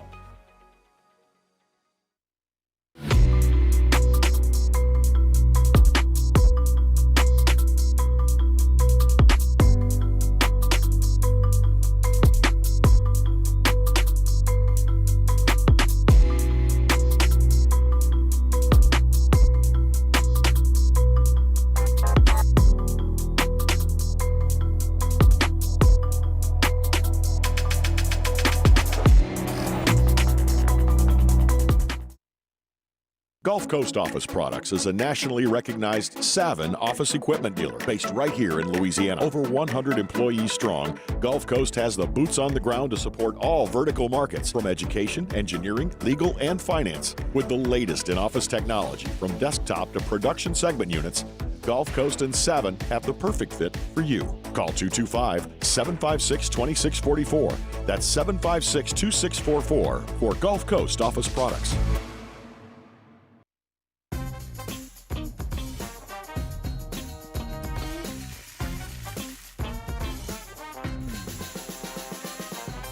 The best kept secret in town is out. Discover Tallulah at the Renaissance Hotel on Bluebonnet. When it comes to ending cancer, we push forward, always working together for you. That's why our cancer experts at Ochsner have clinically integrated with MD Anderson Cancer Center. This means advanced cancer care, including access to life-saving clinical trials and integrating care to treat the whole you. Introducing Ochsner MD Anderson Cancer Center. Long live you. I've been doing business with Luba for 25 years. They're dependable, trustworthy. It's just the attention to detail with our clients. Our folks have years and years of experience. They're highly trained professionals, but many companies have that asset. What I'd like to think makes Luba a bit different is that we use those talents in a way that truly is dedicated to serving the needs of the folks who depend on us. There it is, the extra mile, on the border of expected and extraordinary for those willing to go further, like vans customized for work or play, with safety and tech to keep you connected, supported by a 5-star sales, service, and finance team, and backed by the 1-star you know. So go the extra mile. It's never crowded. This is SportsCenter. I'm Doug Brown. No stress at all for the U.S. women's basketball team today in Paris. A routine semifinal win over Australia, 85-64. Brianna Stewart with 16 points. The Americans with 31 assists on 35 baskets. They'll try for their 8th straight gold medal on Sunday. The U.S. men play for gold tomorrow against France. Handscape's Mark J. Spears believes that one could be a routine win, too. I just don't think France is good enough to beat them. France isn't Serbia. I know they've played better, but like the two guys leading them right now are undersized guys that aren't even in the NBA. I wouldn't be surprised if USA ends up blowing them out. Mark J. Spears, U.S. men's volleyball gets bronze today, beating Italy in straight sets. After 3 rounds of women's golf, Lydia Ko and Morgan Mitreau are tied for the lead at 9 under. Americans Rose Zhang, 2 shots back and tied for 3rd. Nelly Korda, 5 shots back, tied for 7th. Spain wins gold in men's soccer, beating France 5-3 in extra time. Hey, it's your resident Super Bowl champ, Chris Candy. Coming up Monday, the Bears got it right with drafting Caleb Williams, but will keeping Matt Eberflus come back to haunt them? It's Unsportsmanlike, 6 a.m. Eastern, right here on ESPN Radio, ESPN2, and ESPNU. Ladies and gentlemen, may I direct your attention to something quite extraordinary? Now, the Hunt Palmer Show. The Hunt Palmer Show on 104.5 ESPN Baton Rouge. Brought to you by Cork's Cajun Fried Fish and Shrimp. Live from the Mercedes-Benz of Baton Rouge Studios. This is Hunt Palmer.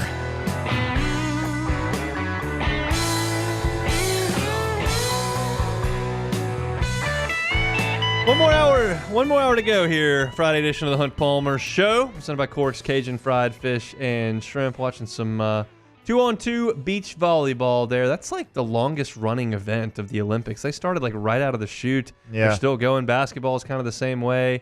I guess tennis starts pretty early. All these team tournaments they've got to have take some time, and I guess you need some time off between games. So just kind of take the entire 2 weeks. But no Team USA in the that's the bronze medal match there between Australia and Switzerland, it appears. I do know the women will be in the gold medal for regular volleyball, and I think the men were playing in the bronze medal match earlier today in regular volleyball, but I can't figure out. I was trying to see if they won or not. They were playing Italy, but I can't find if they won or not. But hope we dominated the Itals. We'll let you look that up and see if that actually did happen. They did actually. They won the bronze medal, 3-0. Awesome. Dominated them. That's clean sweep. Come on. Easy money. Get with it, Italy. All right, let's meet the freshmen. Meet the freshmen. Freshmen. Meet the freshmen. They're the newest Tigers on the team. There was going to be one day where we needed to do 3 or 1. I figured we might as well pile 3 in there because there's an odd number of freshmen in this class. So we'll take a trio of Tiger newcomers in the segment today. Wallace Foster, the 4th, will be the first that we talk about. Freshman defensive back from Warren Easton, 5'10", 175 pounds. Was first-team All-State as a sophomore in 4A, which is really saying something. Then he missed his junior season with an injury.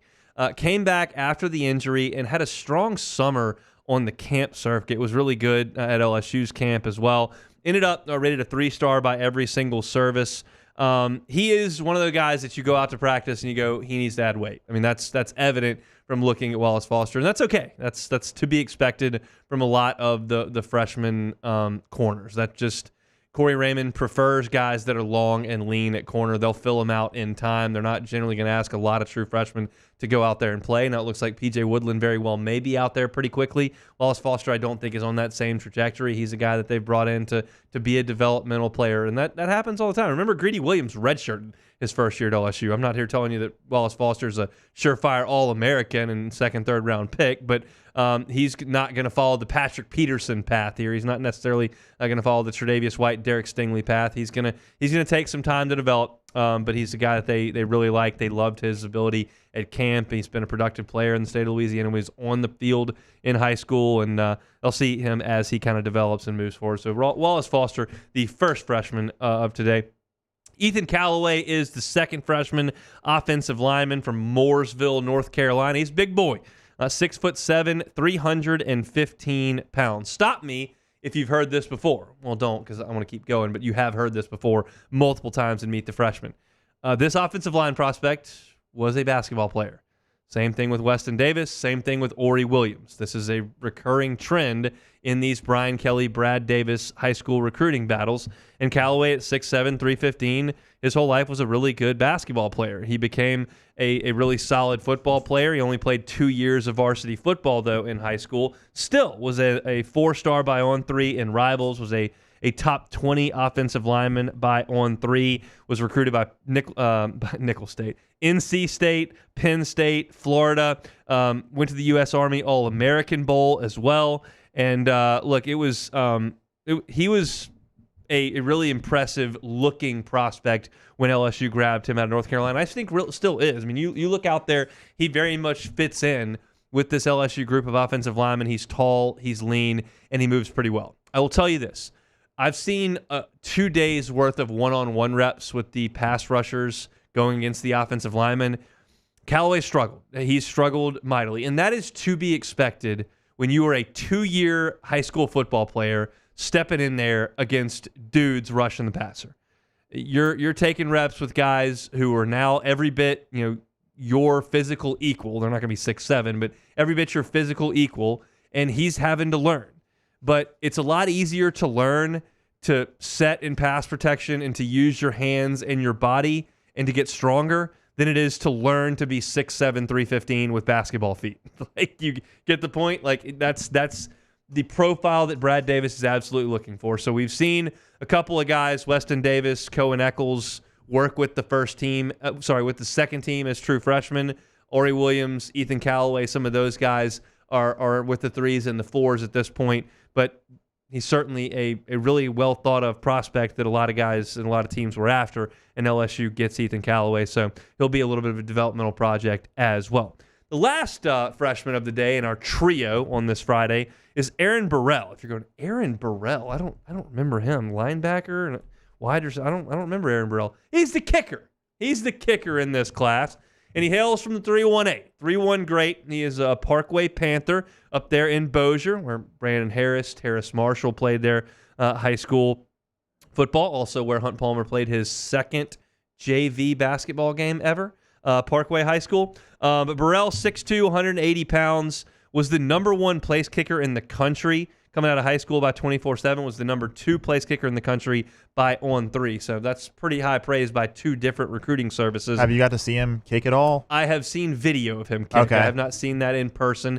I could have. He's out there, and I always see the kickers, but I never spend any time watching. Wow, Hunt. Well, look. Come on, special teams, 1/3 of the game, Hunt. Well, I gave you full special teams reports 2 different times on punt returners, punters, and kickers. I did not do the field goal kicking. And I feel like Davian Ramos probably got a pretty good chance of being the kicker this year. Probably so. He's a redshirt junior and was very, very good last year in his sophomore season. But Burrell set the Bossier Parish record with a 53-yard field goal his junior year. He then broke the Bossier Parish record for longest field goal with a 55-yarder last year. And I did some research. I went to Cade Wassan, who does our high school show here at 104.5 ESPN. That'll crank up here in a couple of weeks as they get ready for high school football. And I said, do the high school kids still use tees? Because when I was in high school, our kickers used tees. And really going to our high school games was the kickers was really the only reason to watch, because we were not very good at football. But the kicker my freshman year, Art Carmody, ended up going to Louisville and winning the Groza Award as the best kicker in the nation. Shout out Art, my mom's godson. And then the rest of my time, Joel Hall was our kicker, who went to Arkansas as a kicker and then Louisiana Tech, and he was really good too. So our kickers rocked. We weren't any good at football, but we could really kick, and they all used tees. And I haven't been to a high school football game in a couple of years, so I was like, do they still use tees? Cade said, yes, they can. Some do not. Then went to YouTube, checked out Aaron Burrell. He was not using a tee. Because you can't use it in college, right? So, most of the teams that don't have kickers, like they don't have guys that really know to kick, they usually just use a tee. But the guys that do, and they're trying to go to college, they're obviously going to try to practice on what they're going to have to do in the next 4 years. Do we have a problem with that? Shouldn't you be trying to win the game? I don't have a problem with it. I think if the guy made a 55-yarder without a tee, he's probably going to not get that much of an advantage. It might be a little easier. Maybe, but I don't think so. It's like having a 6'8" guy and telling him he can't dunk. I don't think it's that. That's a bit of a stretch, I think, Hunt. But Burrell has a heck of a leg. He's very highly thought of. I think he's probably 2 years from playing unless Damian Ramos decides to leave after this year, which seems unlikely. I don't know Damian Ramos, but he's got 2 years to play and doesn't figure to be like a second-round pick. So I feel like he's probably 2 years away from playing. But I think that he's obviously a really highly thought-of prospect, and it's good to bring one of those guys in every couple of years, especially when you've got one from inside your state. So Aaron Burrell, Ethan Callaway, and Wallace Foster, the Meet the Freshmen for today. I'll tell you this, that we'll get on high school kickers here for a second because we got some time on this Friday afternoon. I didn't play football, but our school's Loyola was a small 2A school, and all of the schools in our district were from small towns around Shreveport. And about 80% of the time over my 4 years, the kicker for the opposing team that did field goals and kickoffs was like a D lineman that towed the ball. I mean, a guy that was like 6'2", 260, and would just run up and tow it. It was nobody was like trying a traditional kick. It was, okay, who's got the strongest foot around here? You, number 78, you're the kicker. Did y'all have any of that when you were in high school? Yeah, I've covered high school football a bit for the Advocate and done it for videoing as well. And I've seen quite a few teams that don't really have a guy that can kick, and that's usually what it ends up being is just a big guy that is going to go out there and he's going to kick a line drive probably about 20, 30 yards. Just toe poke it all the way down the field. Exactly. I'm telling you, Loyola, we had the kickers. We were awesome at kicker. Don't ask us to protect the passer. Don't ask us to rush the passer. We didn't have anybody who can do any of that. But you want to kick some field goals? Loyola was the place you needed to be in the early 2000s. So that's Meet the Freshman here on this Friday. When we come back, LSU is on an insane heater. I'll tell you what I'm talking about coming up next. You are now listening to The Hunt Palmer Show. Audio Video Security Solutions, avssla.com. Nothing is more important than the safety of your home and your family. And for our family, we've entrusted Audio Video Security Solutions with helping with that. They've got cameras at our house. They operate our alarm system. We've got an app that we can monitor the cameras. We can pause them. We can fast forward. We can zoom in. The picture quality is fantastic.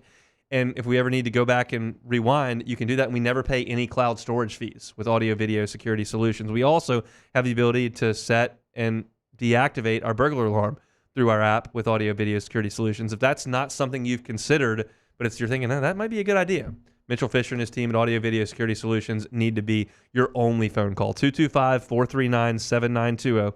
225-439-7920. Let them put that camera system, alarm system in at your home to better protect yourself.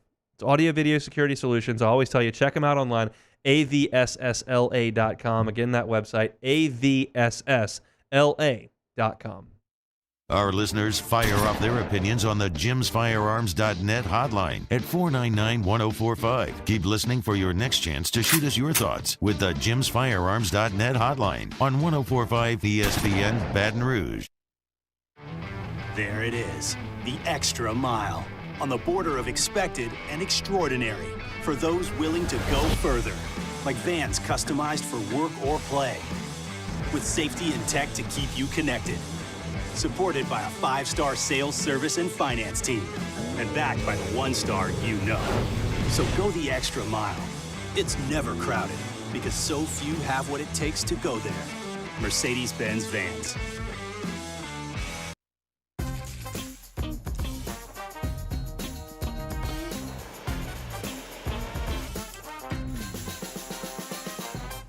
best kept secret in town is out. Discover Tallulah at the Renaissance Hotel on Bluebonnet.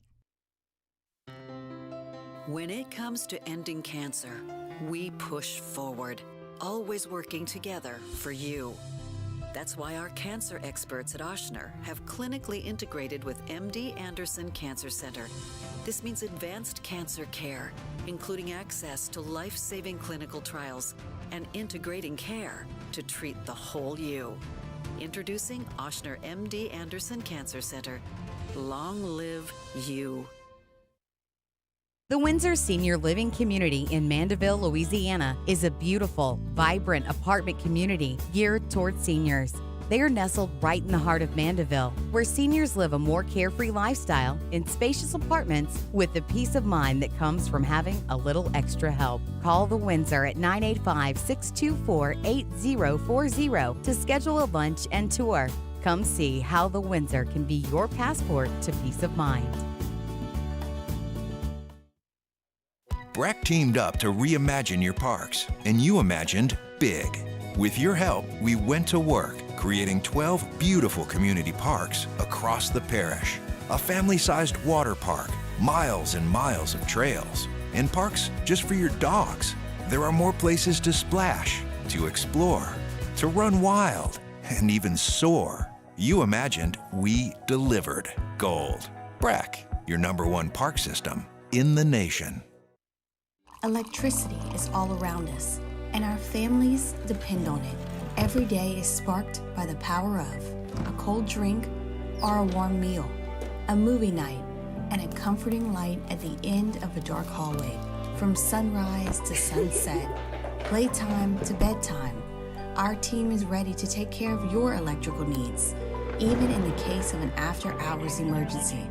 The light in your life shines brighter with Mr. Electric.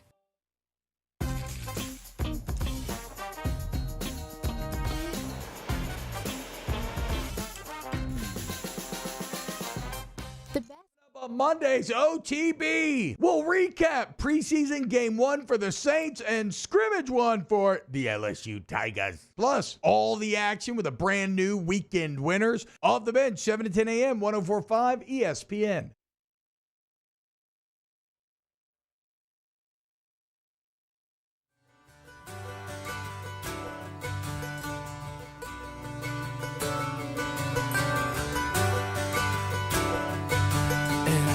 Up forever to touch you, 'cause I know that you feel me somehow. You're the closest to heaven that I'll ever be, and I don't wanna go home. This is the Hunt Palmer Show, brought to you by Corks, Cajun Fried Fish and Shrimp. Oh man, you missed the Goo Goo Dolls discussion in first hour. Shame on you, but you're lucky because now you get to hear them playing back into this segment. What a band! An American classic. What a jam. Iris. I mean, is that ringing a bell, Cassie? Do you know that? Yes, I for sure know this. There we go. That's what I love to hear. She definitely knows it though too, because it was in a movie just came out. Deadpool and Wolverine is a Marvel movie. Really? They went Goo Goo Dolls? Yeah, they went Goo Goo Dolls. It was pretty funny. Oh, gotta love it. Got folks in the chat hating on Goo Goo Dolls. I won't stand for it. I really won't. No, it's not. It's unacceptable. All right. Olympics kind of winding down here. A couple more days in Paris. The United States women were thought to be among the favorites in the 4x100 meter track relay. And Sha'Carri Richardson ran the anchor leg for Team USA. That race was just run under an hour ago in a little bit of rain in Paris. And Sha'Carri took that baton. The United States was a little bit behind. They just weren't behind for long. Great Britain out front. They will hand off first. Amy Hunt is making the exchange to Darylina. Here comes Sha'Carri Richardson. Look to the far side. Sha'Carri's got him covered. All the way to the line. USA wins gold. I mean, many of you will see this at some point this evening. Maybe you already have, but they were behind, and she just left the entire anchor leg in the dust. And in the process of doing so, gave a side eye to a couple of her competitors midway down the backstretch and then just blew past him. It looked like a cartoon. Yeah. Where the road runner just like, all right, I'm going now. Bye. And she just dusted him. Yeah, and on the flip side of the women's dominance of the 4x100, the men yet again fail to medal. In fact, they got disqualified because of a baton handoff. One of the runners started his run too early. And that is now 5 Olympics in a row that the men's 4x100 team has failed to medal. And it just makes absolutely no sense. I understand that they've had problems with baton handing, but that shouldn't matter. Like they should be able to practice and drill the baton handoff enough because they've got some of the fastest guys in the world, and yet for some reason the last 5 Olympics they haven't been able to do it. It's just we had 3 guys in the 100-meter final. Now I realize one of them had COVID and couldn't compete. He won the gold, but I feel like we should be able to put a relay team out there that can at least medal. Yeah, it's very confusing. Doesn't make any sense. But the women continue to dominate, and that was an incredible race for sure.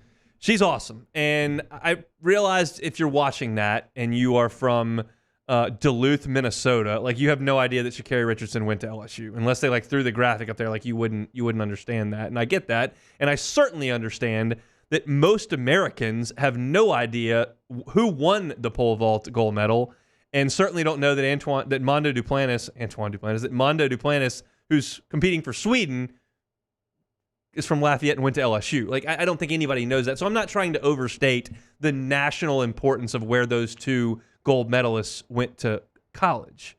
But it does assist in my case here that LSU is on a 5-year heater right now that I don't think anybody can even sniff. And I understand that most LSU fans, maybe all of them, would trade for Georgia's 2 national championships in football as opposed to LSU's only 1 here in that time.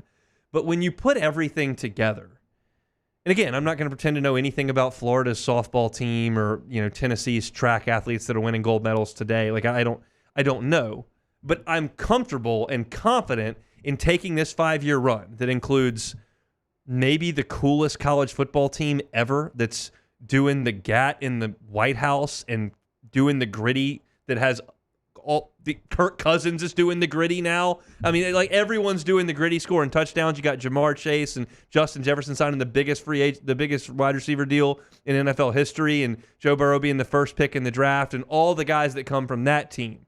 And then you get the Heisman Trophy again 4 years later.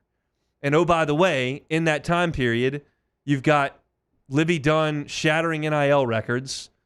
You've got Angel Reese winning a national championship and being the co-face of college women's basketball. I'm certainly not going to put her above Caitlin Clark. She's not. But she's relevant, and people know who Angel Reese is. I don't think many people knew who Simone Augustus was when she came through here. Women's basketball wasn't on this level. Social media wasn't around. Those 2 are massive stars at this point. And then you pair that with the baseball team winning the national championship. Paul Skeens and Dylan Cruz, National Pitcher of the Year, Golden Spikes Award winner. Skeens is the first pick in the draft. Cruz is the second pick in the draft. Skeens gets to the big leagues in 20 minutes. Oh, by the way, he's got Livy Dunn with him, and they're on the red carpet at the All-Star game. And he might win Rookie of the Year. Exactly. He starts the All-Star game. They got the LSU brand on there. You've got massive star power from that. Gymnastics win the national championship. Then you go to the Olympics, and you've got Sha'Carri Richardson and Mondo Duplantis doing the things that they're doing. I don't think anybody understands and really as Ingrid Lindblad hadn't risen to that, but she was the number 1 women's amateur golfer in the world. She competed in the Augusta tournament 3 years in a row. This is, and it's across all sports. Like there are programs that do this. UConn's done this in women's basketball before, and like Georgia's the top of the mountain in college football and right now. I don't think anybody's going to argue with that. And the run that Nick Saban went on, I'm not comparing it to that. But when you just look at exposure, brand, championships across all sports, draft picks, social media, ESPYs. I mean, you've won an ESPY.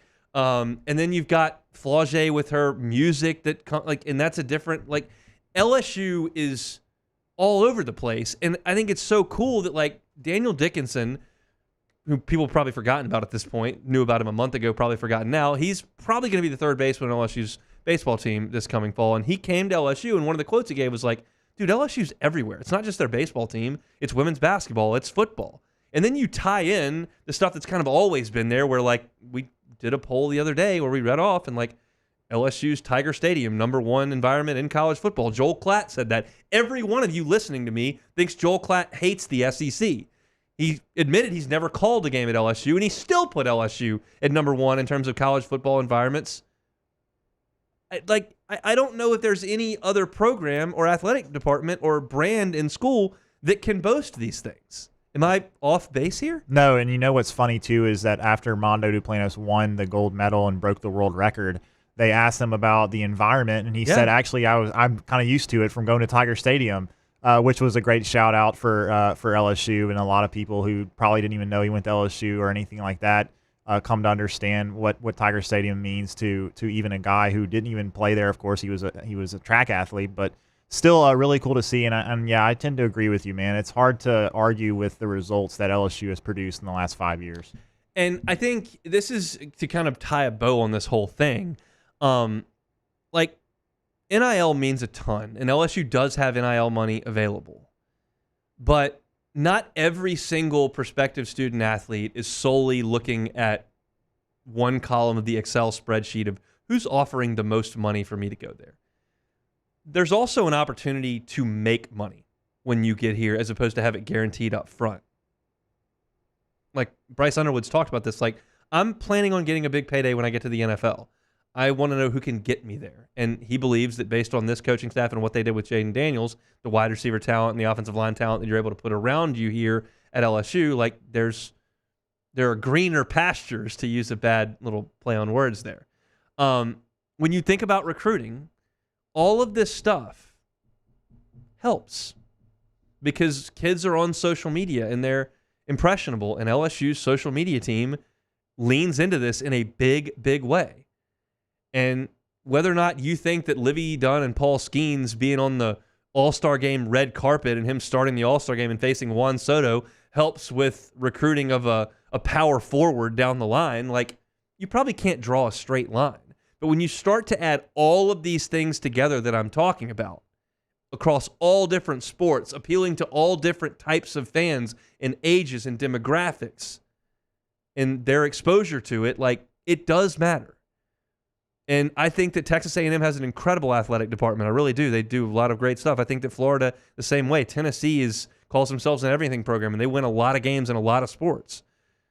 Same thing for Ohio State and Oregon. But, like, I don't think anybody can take the body of work I just laid out over the last 5 years with Heisman trophies and national championships and Olympic medalists and celebrities and social media stars and coaching personalities and award winners and all the things that I just laid out.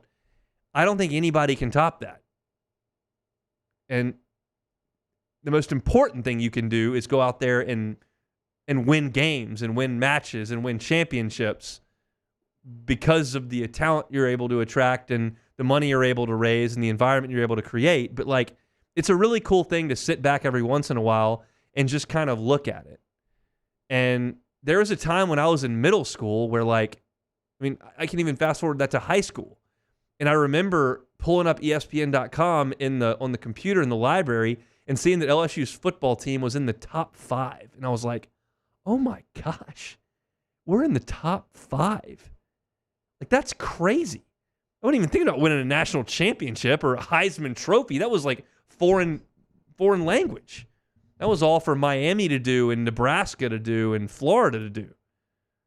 And now LSU's in the thick of it no matter the sport.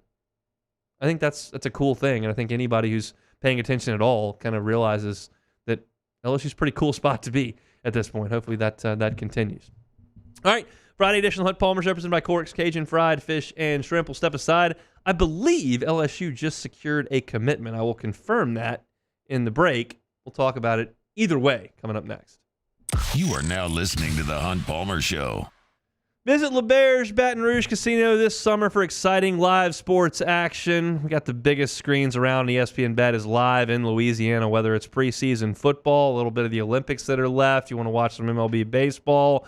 All that is available to you at LeBears. Plus, Penn Play Rewards members can win up to $500 in Penn cash every single week. So visit PennPlaySports.com/cover5 today and register for your chance to play and win. If you're not a member, get the Penn Play app today. LeBears Baton Rouge Casino, your live sports headquarters. Bring your crew for all the action. Must be 21 or older. Gambling problem? Call 877-770-STOP. In times of need, get a full list of phone numbers, websites, and other important emergency information on the Demco Stormwatch page at 1045ESPN.com.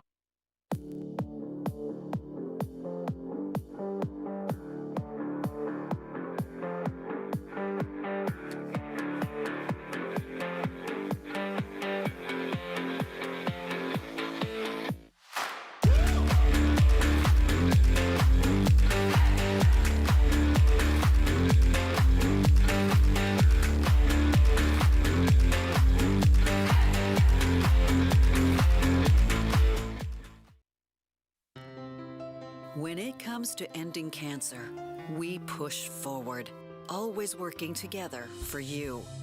That's why our cancer experts at Ochsner have clinically integrated with MD Anderson Cancer Center. This means advanced cancer care, including access to life-saving clinical trials and integrating care to treat the whole you. Introducing Ochsner MD Anderson Cancer Center. Long live you.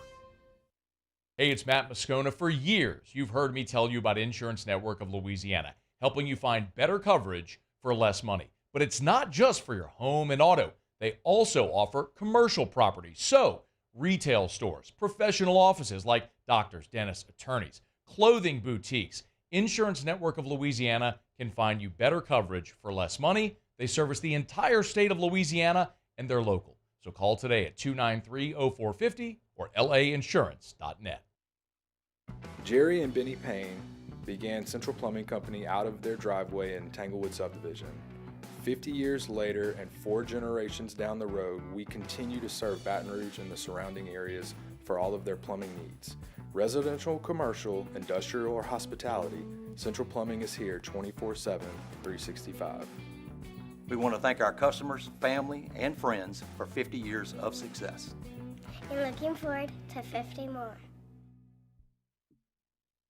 Farming is a way of life for us. It's not something we get up in the morning and dread going do. It's just something we go to bed at night looking forward to getting up to go do. John Deere equipment is what we as farmers strive to have. So it's in your blood, it's in your veins. It's just a part of who you are. Green is what we want to be in. The other tractors were acquired to patch it up to get to where you want to be. Where we want to be is in John Deere. Flip the switch and learn more about what it means to be powered by sunshine at sunequip.com. Gulf Coast Office Products is a nationally recognized Savin office equipment dealer based right here in Louisiana. Over 100 employees strong, Gulf Coast has the boots on the ground to support all vertical markets, from education, engineering, legal, and finance. With the latest in office technology, from desktop to production segment units, Gulf Coast and Savin have the perfect fit for you. Call 225-756-2644. That's 756. Moscona inviting you to join us for Friday's AFR, presented by Don Juan Cigar Bar. The Right Radio Hour is returned. Terrio's in studio, and we'll get you set for Saints Cardinals preseason game number 1, 3-6, 104.5 ESPN Baton Rouge.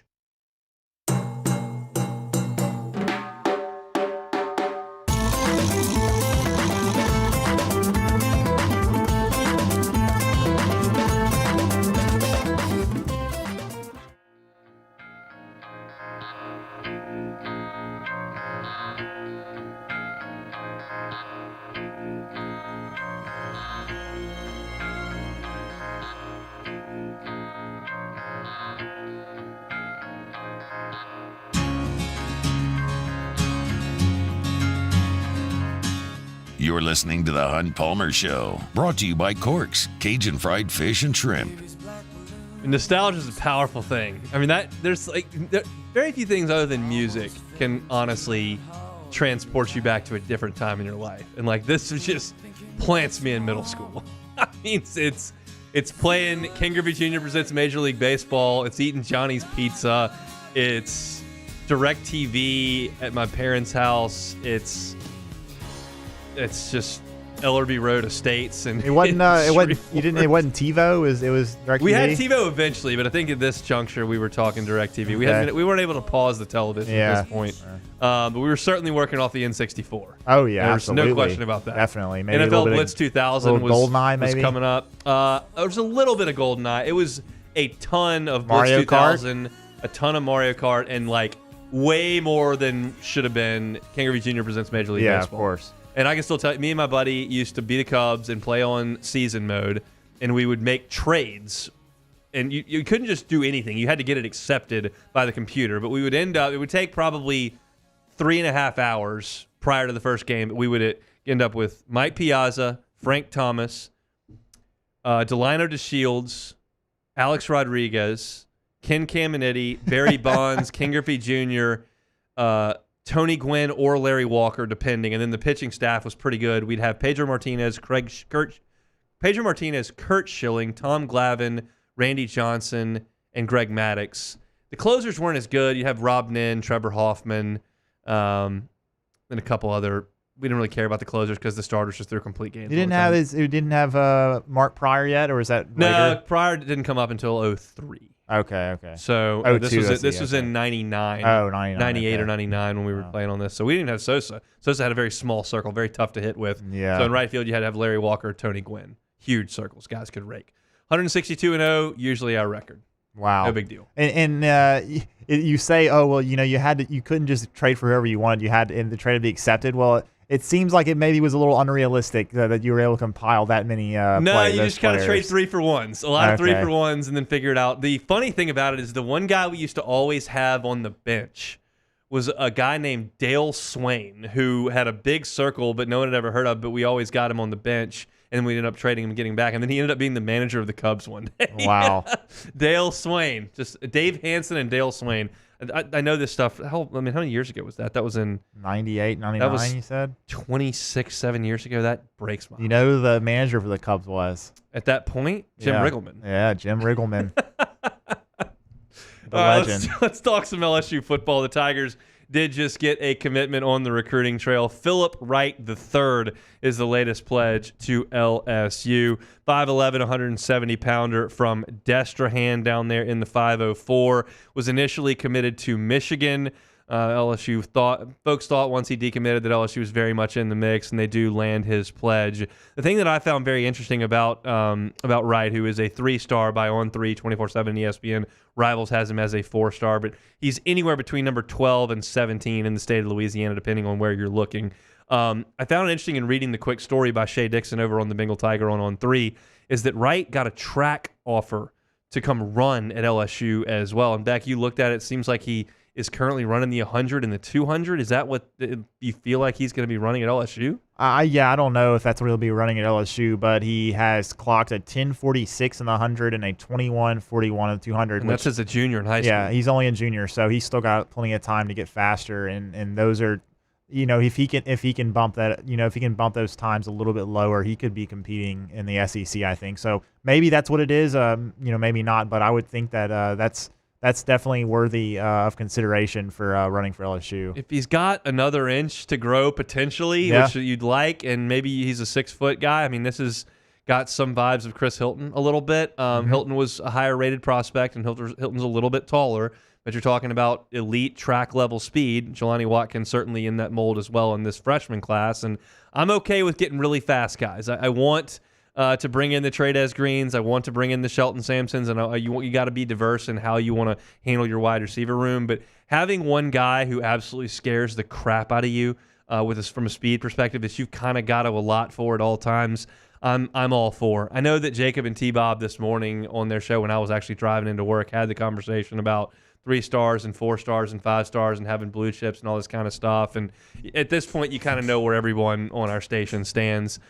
T-Bob's big on the blue chip ratio. Matt's big on the blue chip ratio that Bud Elliott has come up with. And every national championship in the last 15, 18 years has had a better than 50% blue chip ratio, which means half or more of their roster is 4-star and 5-star recruits. That's tougher to look at now because the transfer portal kind of throws things upside down. But the point remains you need way more 4 stars and 5 stars than you have 3 stars. And Jacob says, well, look at the 2019 team. Look at all the guys I can rattle off that were 3-star recruits. Lloyd Cushenberry, Justin Jefferson. And he went on and on and on naming guys. Clyde Edwards-Helaire was a 3-star by some services. You're looking at Damian Lewis was a 3-star. Patrick Queen was a 3-star. I mean, there were a lot of guys he was listing. And I could very easily just come back on that and go, yeah, well, I kind of like the fact that they had Derek Stingley 5-star and Christian Fulton 4-star and Grant Delpit 5-star and Jamar Chase 5-star and Sadiq Charles is a 4-star. Like I can go on and list all of these guys that were really highly rated recruits that team relied on. Caleb Von Chason 5-star recruit. Jacob Phillips was a 4-star recruit. Jacoby Stevens was a 5-star. Like on that team, like it goes both ways. You understand that it's better to have a bunch of 4 and 5 stars like Bama does, like Georgia does, like Ohio State does, like LSU has, and like the great teams have. And you're going to have some 3 stars on your roster, and we have plenty of sample size to understand that LSU does a really good job with 3-star recruits. And I think if I'm going to paint with a broad brush here, and I'm not going to be, I'm not going to point out specific examples, but just paint with a broad brush, my guess is that LSU has the most success with 3 stars who come from Louisiana as opposed to 3 stars who come from somewhere else. And there are a lot of examples, and I talked about this earlier this week. You talk about guys like Cushenberry, like Duke Riley, like Justin Jefferson, like Russell Gage, guys that were kind of towards the back end of their class, but they were from the state of Louisiana. LSU brought them in, and they became really, really good players. And I would suggest that it would behoove LSU, if you're going to take 3 stars, take them from this state. There's really competitive high school football in this state. There's good coaches in this state. And when you get guys from this state to put on that helmet and play in that stadium in front of these people, it means a little bit more. That's just natural. There are plenty of 3-star recruits who have come to LSU that weren't from Louisiana and have been really good players. But I'm just painting with a broad brush. If you're going to take guys that aren't as highly rated, I'll take them from right down the road. And Philip Wright fits that mold. 3-star wide receiver, Desterhan. I'm not telling you he has to be Justin Jefferson immediately, but I think that this is certainly worth a take. You're talking about a kid who could be 6 feet tall, 175, 180 pounds, and LSU's track team thinks you're good enough to run with them. I'm sold on the speed portion of this thing. So I think that LSU continues to add into this class. You're now up over 20 commitments in this class. You have a top 3 class in the country. You're still looking for Jonah Williams. You're still looking at Mike Tyler, who's going to commit tomorrow, who's a tight end that a lot of people think is going to end up in LSU's class, another 3-star who's not from the state of Louisiana. But I watched this film today. I was pretty impressed. He's a big-body tight end who can make some people miss, can outrun some people in high school, and did a good job catching the football as well. So this class, as you look at it, is going to be really, really, really strong on paper. We spoke with Sonny Ship earlier this week. I think that was yesterday, and he was saying, it's going to change a lot between now and signing day. Coaches are going to get fired. Guys are going to move around. And that's, you're going to see guys enter the fold for LSU that you weren't necessarily banking on in July and August. And that still remains to be seen. But you've got a really good base of high-end prospects. You've done a really good job inside your state. And I'm good taking a guy like Philip Wright, who is a lower-rated recruit, but a guy that Michigan and Georgia have expressed interest in. Michigan took his commitment. You bring in a guy with that kind of speed, a wide receiver, I'll certainly take it. So Philip Wright III, the latest commitment to the LSU class of 2025. We expect Mike Tyler to be the next tomorrow, but we'll certainly see, and we'll react to it coming up on tomorrow's show. Got one more segment left to go. We'll step aside one more time. It's the Hunt Palmer Show. You are now listening to the Hunt Palmer Show. Evolve Physical Therapy, evolvept.com is the website. Look, if you've had poor physical therapy experiences in the past, it's time to go see Robbie Bolton and his team at Evolve PT. I understand that there are some places that you might be sent and they give you a list of workouts to do and exercises to do at home, and just come on back next week and we'll see how things are going. That's not necessarily how it should go. At Evolve Physical Therapy, you're going to walk in the door, and until the time you walk out the door, you're going to be dealing with one of their physical therapists hands-on for the entirety of your session. They're going to be doing the dry needling. They're going to be doing the cupping and the scraping. They'll handle the isokinetic testing if that's right for you, because they want to get active people here in the Baton Rouge community back to being their active selves. I tell you this every single day.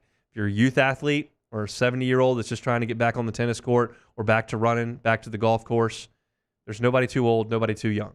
If you're an active person and want to continue to be active, but you're having issues with pain, Evolve Physical Therapy is the place you need to go. You can check them out online at evolvept.com. You can stop in. They're on Starring, right near Highland Road. Robbie Bolton has been doing this about 20 years in Baton Rouge. Evolve. EvolvePT.com is the website. EvolvePT.com. Get the 104.5 ESPN Baton Rouge app powered by Bayou Ford and tap the microphone icon to send us your thoughts in an audio message. Your message could be played on air during Off the Bench with Esther and T-Bob, The Hunt Palmer Show, and after further review with Matt Moscone.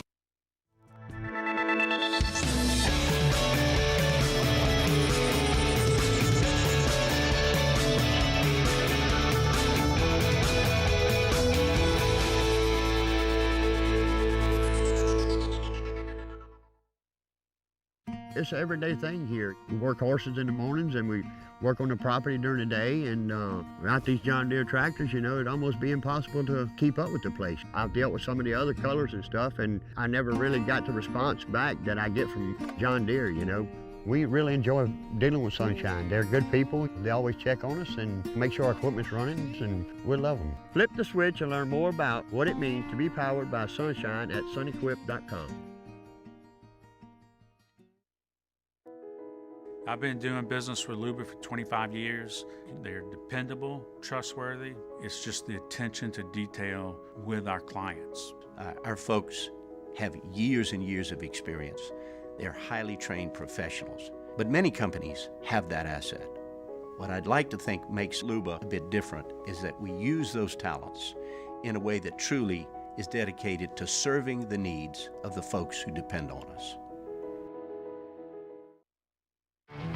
There it is, the extra mile, on the border of expected and extraordinary, for those willing to go further, like vans customized for work or play, with safety and tech to keep you connected, supported by a 5-star sales, service, and finance team, and backed by the 1-star you know. So go the extra mile. It's never crowded, because so few have what it takes to go there. Mercedes-Benz Vans. Dylan Cruz here to tell you about Six Rings Baseball and Softball Camp. If you live on the North Shore and play ball, go to Six Rings Camps with former LSU assistant coach Dan Canaveri. His knowledge is second to none, and your child will improve and have fun doing it. Camps were held at Coquille Park and Six Rings Academy in Covington with 4 sessions over the summer. Full day and morning only sessions are available from ages 7 to 13. Go to sixringsbaseball.com or call 985-206-9096. Learn the game to love the game. Breck teamed up to reimagine your parks, and you imagined big. With your help, we went to work, creating 12 beautiful community parks across the parish. A family-sized water park, miles and miles of trails, and parks just for your dogs. There are more places to splash, to explore, to run wild, and even soar. You imagined, we delivered. Gold. Breck, your #1 park system in the nation.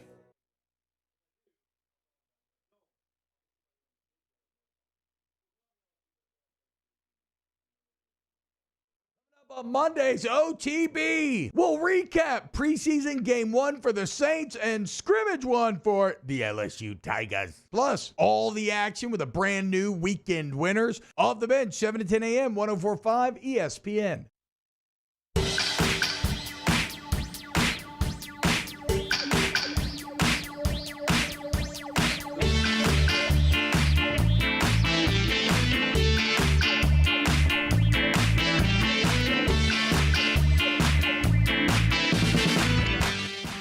Tune in tonight for the first of 3 shows previewing all 16 SEC football teams as they prepare for the 2024 season.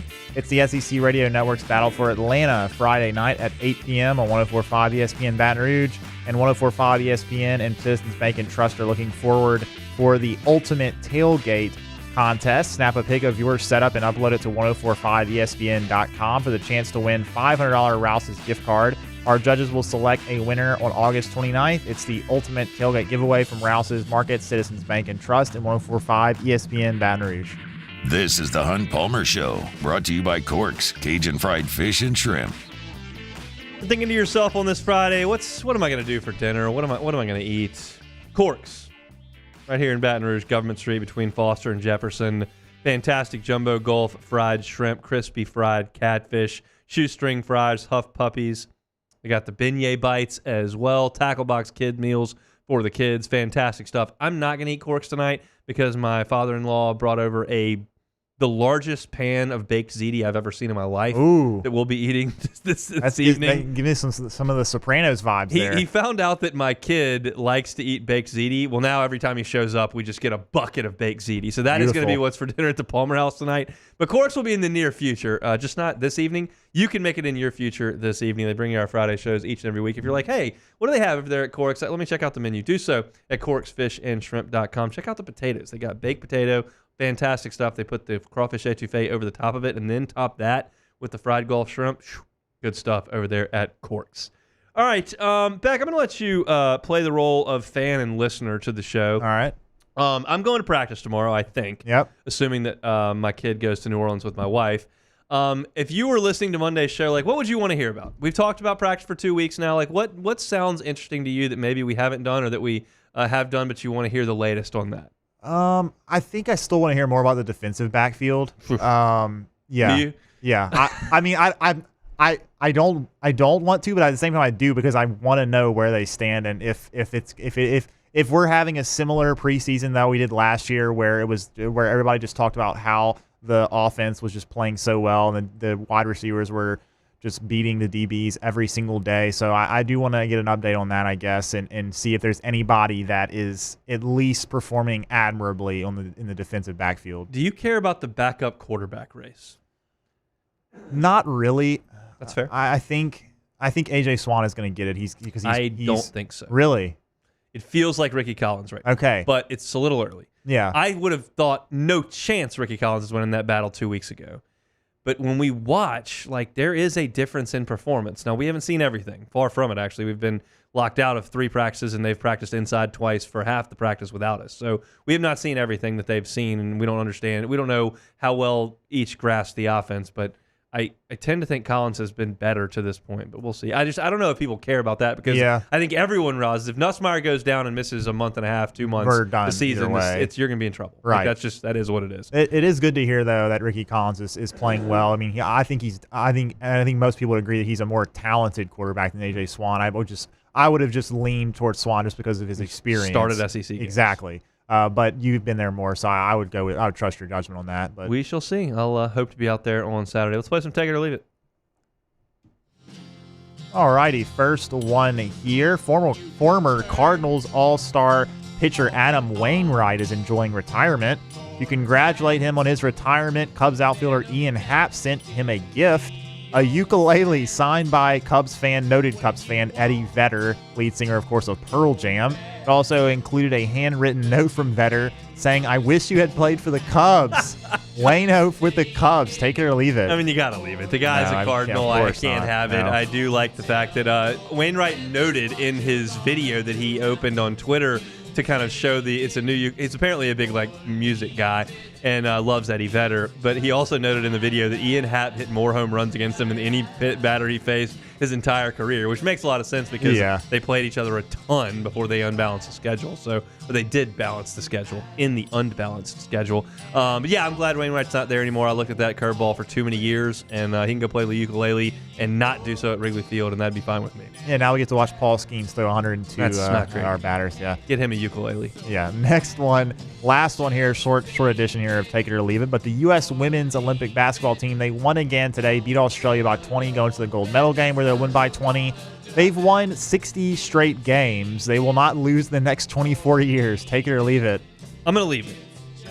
The question was posed, it is obvious when you watch the men's basketball team, and we have got our dudes out there. Yep. Now, some of them are aging, but still the young bucks are on the team. They just don't play over these guys.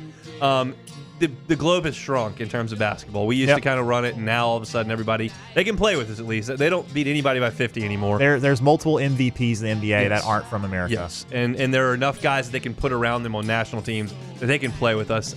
We're a long way from that in women's basketball, but I do think that the rise of women's basketball in America and then how small the world is now with the internet, that young girls can watch some of the things that are being done and want to do some of that and want to play. And I think that there will be more countries that take it a little bit more seriously.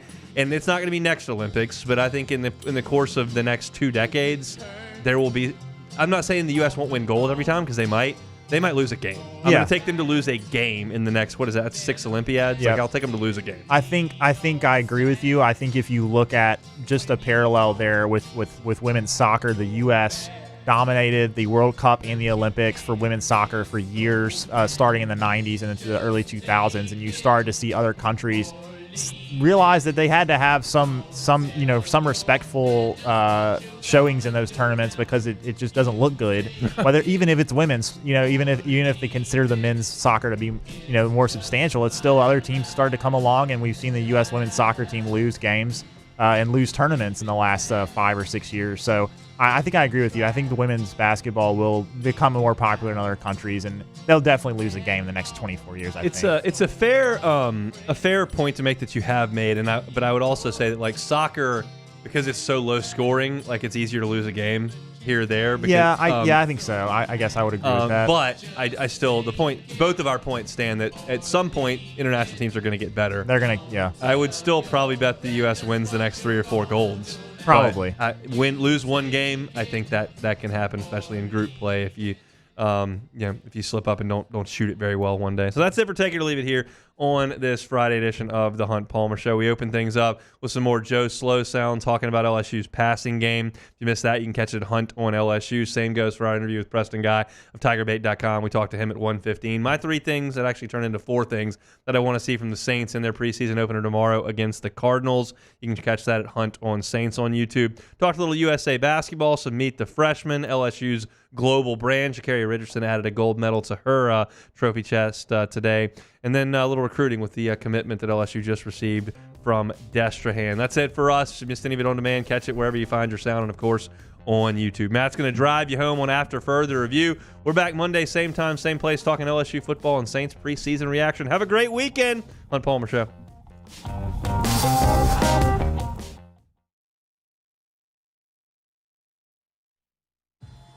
There's nothing chill about a hot, sweaty line.